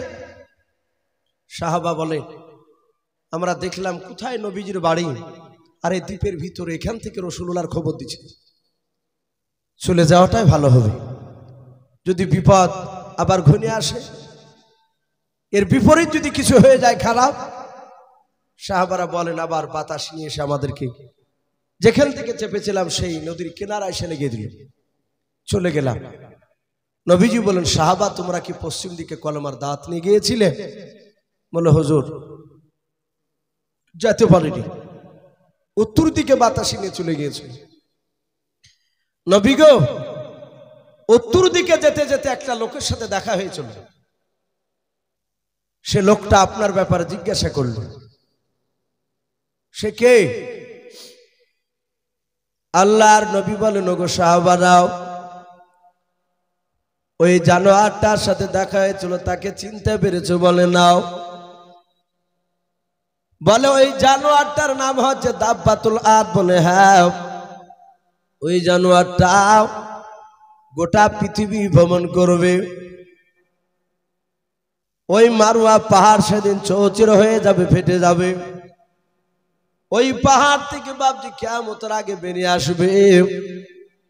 ওই জানোয়ারটার হাতে 2 রকমের 2টো জিনিস থাকবে। ওই জানোয়ারটার ডান হাতে থাকবে হযরতে মুসা নবী পয়গম্বর আলাইহিস সালামের আশা মুবারক লাঠিকা নাও। ওই জানোয়ারটার পা খানা নয় বাবা, তার বাম হাতে থাকবে হযরতে ইউনুস নাই, হযরতে সুলাইমান নবী আলাইহিস সালামের আংটি খানাও। ওই জানোয়ারটা প্রতিটা মানুষের কাছে গিয়ে বলবে, কানু বি আয়াতিনা লা ইউকিনুন। এই বান্দা, তোমাদের কাছে কি জাহান্নামের কথা কোনো আলেম ওলামা শোনায় নাই? তোমাদের কাছে কি কোনো মানুষ জাহান্নামের কথা কি ভয়ের কথা শোনায় নাও? তোমাদের কাছে কি নবী রাসূল আসে নাই? এই কথা বাপজি বলবে। বলার পর যার কপালে বাপজি দাগ টেনে দিবে, ওই ব্যক্তি চিরতরের মতো বাপজি জান্নাতে চলে যাবে। আর বাম হাত দিয়ে সুলাইমান নবীর আংটি কানা যার কপালে মেরে দিবে বাবা ইষ্টে, ওই ব্যক্তি চিরতরের মতো জাহান্নামে চলে যাবে। সাহাবারা বলেন, হুজুর বুঝতে পারলাম। বলে, এখন যদি যাও তাহলে ওই জানোয়ারটাকে দেখতে পাবা না।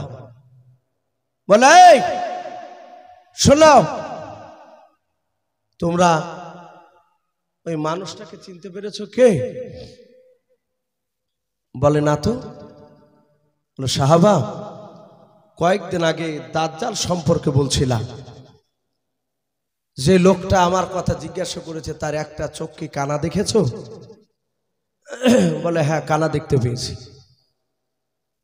বলে, সাহাবারাও, যেই দাজ্জালের কথা আমি শোনাচ্ছিলাম সেই দাজ্জালই হয়েছে ওই। বেশিরভাগ উলামারা লিখেছে, ওই মক্কা নগরে ছোট থেকে যে উধাও হয়ে গিয়েছিল, তারপর থেকে লোকটাকে ওখানে বন্দী করে রাখা হয়েছে, সেও বেরিয়ে আসবে। বাপজি, এখন দাজ্জালের বাপজি অনেক মামাতে খালাতে ভাই বাপজি বেরিয়ে গিয়েছে। তা আমি আপনাদের সকলকে বলবো, বাপ, আল্লাহ আমাদের সকলকে যেন দাজ্জালের ফিতনা থেকে যেন হেফাজত করুন, বলুন আল্লাহুম্মা আমিন। আল্লাহুম্মা আমিন। ভাই যাই হোক, প্রতিটা বাপজি ভাইকে আমার বলার উদ্দেশ্য এই যে বাপজি আমরা 5 ওয়াক্ত নামাজ পড়বো, বলুন ইনশাআল্লাহ। ভাই নামাজ ছাড়া গতি নাই। আজকে জালসা বাপজি দিয়েছে, যুবক ছেলেরা মেন উদ্দেশ্য হচ্ছে বাপজি গ্রাম থেকে কার আব্বা কার মা কার দাদা দাদি নানা নানি অনেকে চলে গিয়েছে আমাদের, তারা অন্ধকার কবরে বাপজি চাতক পাখি না চেয়ে আছে। আমরা জানি না তারা কবরে কোন অবস্থায় শুয়ে আছে। কবরবাসীরা বাপজি তারা চেয়ে থাকে যে একটু আমার জন্য হয়তো দোয়া করবে। অনেক মানুষ তো বাপজি ডাইরেক্ট কবর জিয়ারত করা নিষেধ বলছে যে যাওয়া যাবে না, এটা ভুল কথা ভাই। 10:30 বাজতে ছিল, তখনই তো বললাম ভাই নিয়ে আসেন, 10:30 বাজছে, আমারও 2 ঘন্টার অনেক পার হয়ে গেছে ভাই। আর একটু কথা বলতে অসুবিধা হচ্ছে, অনেকে বুঝতে পারছে, বারবার সমস্যা চলে এসছে গলা। তো ভাই যাই হোক, আমি বলছিলাম যে আপনার মৃত্যু ব্যক্তির কবরে রাসূল বলেছেন মাঝে মাঝে কবরে যাও। নবীজি প্রথমে কবর জিয়ারত করা নিষেধ বলেছেন, তারপরে নবী আবার অনুমতি দিয়েছে। কবরে গেলে মওতের কথা স্মরণ হয়, বলুন আলহামদুলিল্লাহ। কিন্তু এখন বাপজি উল্টো হয়েছে, এখন মাটি দিতে গেলে যত দুনিয়ার গেল্লা ওই কবর গায়ে হয়েছে। দেখেন, আমরা দেখেছি দাঁড়িয়ে থাকলে কিছু মানুষ গেল্লা করার লেগে কথা বলার লেগে সুর করে মৌলবীদের কাছে আসে, একা দাঁড়িয়ে থাকবেন আর 5 জনা যাবে, গেলি উঠবন্তি কথা আলোচনা শুরু হয়ে যাবে। বাপজি এগুলো আপনি আমি লোককে জায়গা দিই বলে মানুষরা কথা বলার সুযোগ পায়। মানুষ আসবে, সরিয়ে আসবে, আর আপনি আর একটু দূরে সরিয়ে যাবে, যে বলবেন ভাই একটু দোয়া দরুদ পড়ো। ওর কথাতে কান না দিলে দেখবেন এখানে গেল্লার আসবে না। আমরা কবরের চিন্তা করি নাই। আল্লাহ রাসূল বলেছেন কবরের কাছে মাঝে মাঝে যাও, কবর দেখলে তোমার মওত স্মরণ আসবে। ওই কবরে সব বেটা বাপজি শুয়ে আছে, খুবই খতরনাক ভয়ঙ্কর কবর। তাই প্রতিটা বাপজি ভাইকে বলবো, ভাই আমরা 5 ওয়াক্ত নামাজ পড়বো, বলুন ইনশাআল্লাহ। নামাজ আল্লাহ রাসূল এত গুরুত্ব দিয়েছে। মোবাইল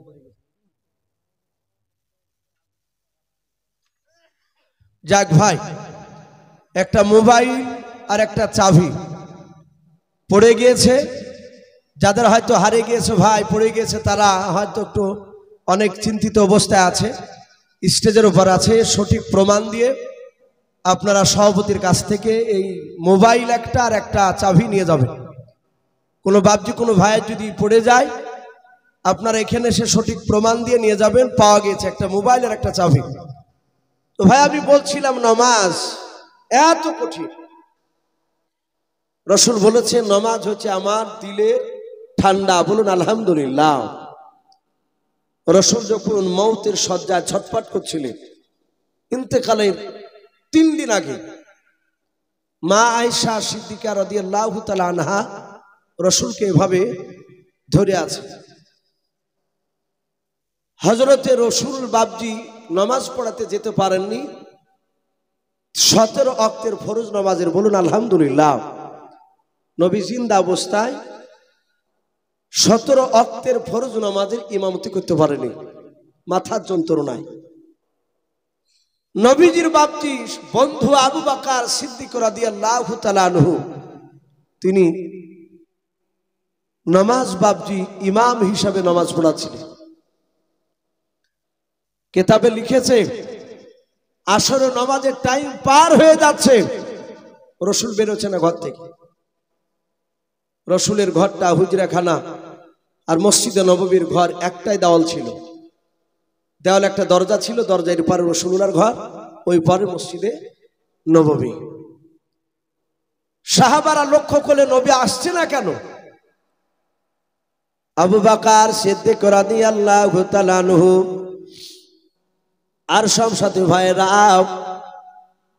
আল্লাহর নবীজির দরজায় সালাম দিলেন। নবীজির বাপজি দরজা থেকে উত্তর মেরে আসলো।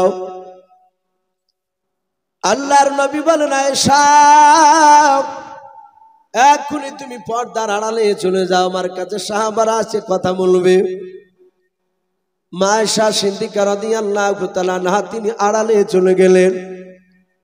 সাহাবারা সবাই নবীর কাছে গিয়ে বলল, হুজুর আসরের নামাজের টাইম পার হতে চললো, নবী আপনি কেন যাচ্ছেন না?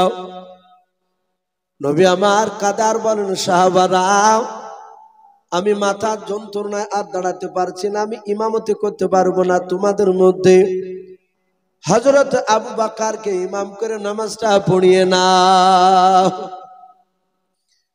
আবু বকর হাওমা করে কাঁদছেন, বুঝতে পেরেছেন আর মৃত্যুর আগ পর্যন্ত নবীকে আমরা ইমাম হিসাবে আর নামাজ পড়তে পাবো না।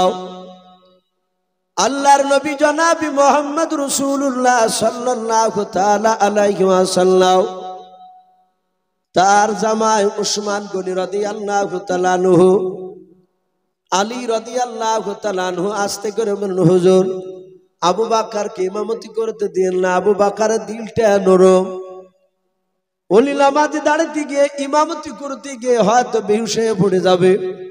আপনি আমাদের বন্ধু উমর ফারুক রাদিয়াল্লাহু তাআলা আনহুকে দেন। আল্লাহর নবী জনাবে মুহাম্মদ রাসূলুল্লাহ সাল্লাল্লাহু তাআলা আলাইহি ওয়াসাল্লাম নবী বলেন, সাহাবারা আমি আবু বকরকে ছাড়া কাউকে আমি দেব না, আবু বকর ইমামতি করবে। সবাই নবীর কথা শুনে বাপজি নামাজে চলে আসলেন। আবু বকর সিদ্দিক রাদিয়াল্লাহু তাআলা আনহু তিনি ইমাম হিসাবে বাপজি দাঁড়িয়ে গিয়েছেন। আসরের নামাজের তিনি ইমামতি করতে লাগলেন। আবু বকর আল্লাহু আকবার বলে বাপজি তাহরিমা বাদের নিয়াত করলেন। আমার আয়েশা নবীজিকে বাপজি ধরে আছেন। আল্লাহর নবী বলেন, আয়েশা কে নামাজ পড়াই রে আয়েশা? আয়েশা ডাক দিয়ে বলেন, ইয়া রাসূলুল্লাহ ইয়া হাবিবাল্লাহ, মসজিদে নববীতে ইমামতি করেছেন আমার আব্বাজান আবু বকর। নবী বলেন, আয়েশা একটু আস্তে করে দরজাটা খুলে দাও। দরজা খানা বাপজি খুলে দিলেন।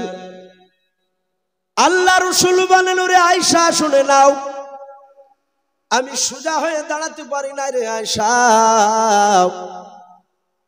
আমাকে পাঁজা মেরে একটু উঁচু করে তুলে ধরাও। আয়েশা বলেন, নবীজিকে পাঁজা মেরে ধরে একটু তুলে ধরলাও। নবী কাঁদছিলেন, চোখ দিয়ে নবীজির পানি ঝরছিল। যাহাতে নবীজিকে তুলে ধরলাম আর দেখলাম নবীজি কান্না করতে করতে তিনি হাসতে লাগলেন।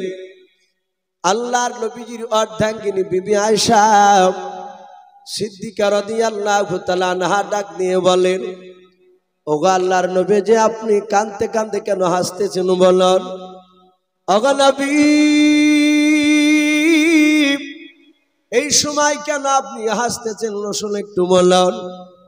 দরদি নবী ডাক দিয়ে বলেন, আয়েশা শুনে নাও, এ হাসিটা দুঃখের হাসি নয় রে আয়েশা, এটা সুখের হাসি, আনন্দের হাসি। বলে নবী আপনি কেন হাসতেছেন, কাঁদতে কাঁদতে হাসতেন বলেন? বলে আয়েশা আমি তাকে দেখলাম আমি ইন্তেকাল করার পর আমার উম্মতেরা এভাবে জামাত করে তারা নামাজ আদায় করবে। আয়েশা এই কিয়ামতের আগের দৃশ্যখানা আমি ইন্তেকাল করার পরে যে দৃশ্যখানা ঘটবে এটা আমি বিশ্বনবী জিন্দা অবস্থায় আমি দেখে নিলাম। জোরে বলুন সুবহানাল্লাহ। সম্মানিত ভাইরা আমার বাবা জীবনেরা, এই সে রসুল বলেন, আয়েশা নামাজ পড়লে আমার চোখ শীতল হয়ে যায়। আমরা পড়বো তো বাপজি? বলুন ইনশাআল্লাহ। নামাজ ছাড়া বাপজি গতি নেই। নামাজ বিহীন কোনো মানুষ বাপজি জান্নাতে যেতে পারবে না। হ্যাঁ, আল্লাহ রাব্বুল আলামিন আপনি আমি নামাজ পড়িনি, আল্লাহ আমাকে হয়তো মাফ করলো, আপনাকে মাফ করলো, সেটা ভিন্ন কথা। কিন্তু আপনাকে আমাকে যে মাফ করবে এর কোনো গ্যারান্টি আছে বাপ বলেন? এই জন্য বাপজি নামাজ পড়া লাগবে। আজ আমরা শীতের সময় বাপজি ফজরে অনেকে বাপজি নামাজ পড়তে যায়। দেখা যায় স্বামী স্ত্রী বিছানায় শুয়ে আছে, ল্যাপের ভিতর থেকে স্বামী বেরোচ্ছে, স্ত্রীকে ভালো করে ঢেকে ঢুকে দিছে, বলতে তুমি শুয়ে ঘুমাও, আমি মসজিদ থেকে নামাজ পড়ে আসি। স্ত্রীকে তার বলা উচিত ছিল, বিবি তুমিও নামাজ পড়তে উঠে দাঁড়াও। কিন্তু বাপজি আমরা সেটা বলি নাই। আপনার স্ত্রীকে ঢেকে ধুয়ে যাচ্ছেন নামাজ পড়তে, আপনি নামাজ পড়ছেন, স্ত্রীকে বললেন না, এই স্ত্রীতে কিয়ামতের ময়দান আপনার কলা ধরে হাত ধরে আপনাকে জাহান্নামে নিয়ে যাবে। বলে আমার স্বামী নামাজ পড়েছিল, আমাকে নামাজ পড়ার কথা বলে নাই। ছেলেরা বাপজি সেদিন সাক্ষী দিবে বিরুদ্ধে, মেয়ে তো সাক্ষী দিবে। এই জন্য বাপজি আমরা সকলেই নিজেরা নামাজ পড়বো এবং বাড়ির ছেলেদেরকে বাপজি মসজিদে নামাজ পড়তে যাওয়ার জন্য হুকুম করব, বলুন ইনশাআল্লাহ। আর মা বোনেদেরকে তাদেরকে বাড়িতে নামাজ পড়তে বলবো। বাপ নতুন জিনিস চালু হয়েছে, মেয়ে ছেলেদেরকে নিজে মসজিদে ঢোকাছে। বাপ মেয়ে ছেলেদেরকে, আমাদের এলাকা তো তৈরি হয়ে গেছে, দেখলাম একই মসজিদে বেটা ছেলে নামাজ পড়ছে, মেয়ে ছেলে পড়ছে। এর আগে একটা জালসা নিয়ে গেছে, ঠান্ডাতে বাপ জমছে ভাই, সেদিন এই চাদর টাদর নিয়ে যায়নি, তো ভাই একটু গায়ে দাও, কিছু পাওয়া যাবে না, তো একটু শুয়ে আছি। তো ইমাম সাহেব দেখছে বাপজি 4 খেয়ার থান মেয়ে ছেলের, থান বাইর করে বলছে হুজুর শুয়ে থাকেন, 1 কোট থেকে দিছে 60 করে। আরে ভাই ইয়া দিছিস কেন রে ভাই? হাসতে বলছি এসো ভাই, এটি নেন হাতের মাথায়, বাড়িতে সব পাওয়া যাচ্ছে না, সব মেহমান এসেছে, এই এতগুলো থান কোথায় পালি রে ভাই? তোর বিবি টিবি থাকে নাকি এখানে কোনো কামরা টামরা? তো বলছে না ভাই, এখানে মেয়ে ছেলে নামাজ পড়তে আসে। বাপজি মেয়ে ছেলেকে আমরা মসজিদে যেতে দেবো না, আমরা মা বোনেদেরকে বাড়িতে নামাজ পড়তে বলবো, বলুন ইনশাআল্লাহ। আর বেটা ছেলেদেরকে বাপজি মসজিদে নামাজ পড়তে যেতে বলবো। হ্যাঁ, যদি কেউ মনে করে ফরজ নামাজ মসজিদে পড়বো, সুন্নাত নামাজ বাড়িতে পড়বো, এটা সাহাবারা করতেন। আল্লাহ রসুল বলেছিলেন বাড়িকে কবর বানায়ও না, তাই সাহাবারা বেশিরভাগ তারা সুন্নাত বাড়িতে পড়তেন, নফল বাড়িতে পড়তেন, ফরজ নামাজ মসজিদে জামাত আদায় করতেন। আবার কে কেউ বাপজি মসজিদে পড়তেন, কিন্তু বাড়িতে পড়লেও গুনাহ নেই, ভালো। কিন্তু মা বোনদেরকে আমরা সাথে করে মসজিদে নিয়ে যাব না, বলুন ইনশাআল্লাহ। তাদেরকে বাড়িতে পড়ার জন্য হুকুম করব। ভাই আমার ভাইজান চলে এসেছে, আপনাদের সামনে মূল্যবান কথা উনি আলোচনা রাখবেন। যেহেতু ঠান্ডার সময় বাপজি আমরা ইনশাআল্লাহ ওনার শেষ দোয়া নিয়ে বাড়ি যাব। আল্লাহ রাব্বুল আলামিন বক্তা শ্রোতা সকলকেই বেশি বেশি করে বলাচ্ছে বাপজি, শোনাচ্ছে, আমাদেরকে আমল করার তৌফিক দান করুন, বলুন আল্লাহুম্মা আমিন। বক্তা শ্রোতা সকলকে বাপজি দোয়া করি কোরআন এবং সুন্নাত অনুযায়ী আমল করার তৌফিক দান করুন, বলুন আল্লাহুম্মা আমিন, আল্লাহুম্মা আমিন। এ বলে বাপজি আমি আপনাদের কাছ থেকে বিদায় নিচ্ছি। ভাই অনেক কথা আলোচনা করেছি, বলার মধ্যে ভাষার মধ্যে যদি ভুল হয়ে যায় সকলে ছোট ভাই কিংবা ছোট ছেলে সবাই ক্ষমা করবেন। এই বলে বক্তব্য আমার ইতি টানলাম। ওয়া আখিরি দাওয়ানা আনিল হামদুলিল্লাহি রাব্বিল আলামিন। আসসালামু আলাইকুম ওয়া রাহমাতুল্লাহি ওয়া বারাকাতুহু।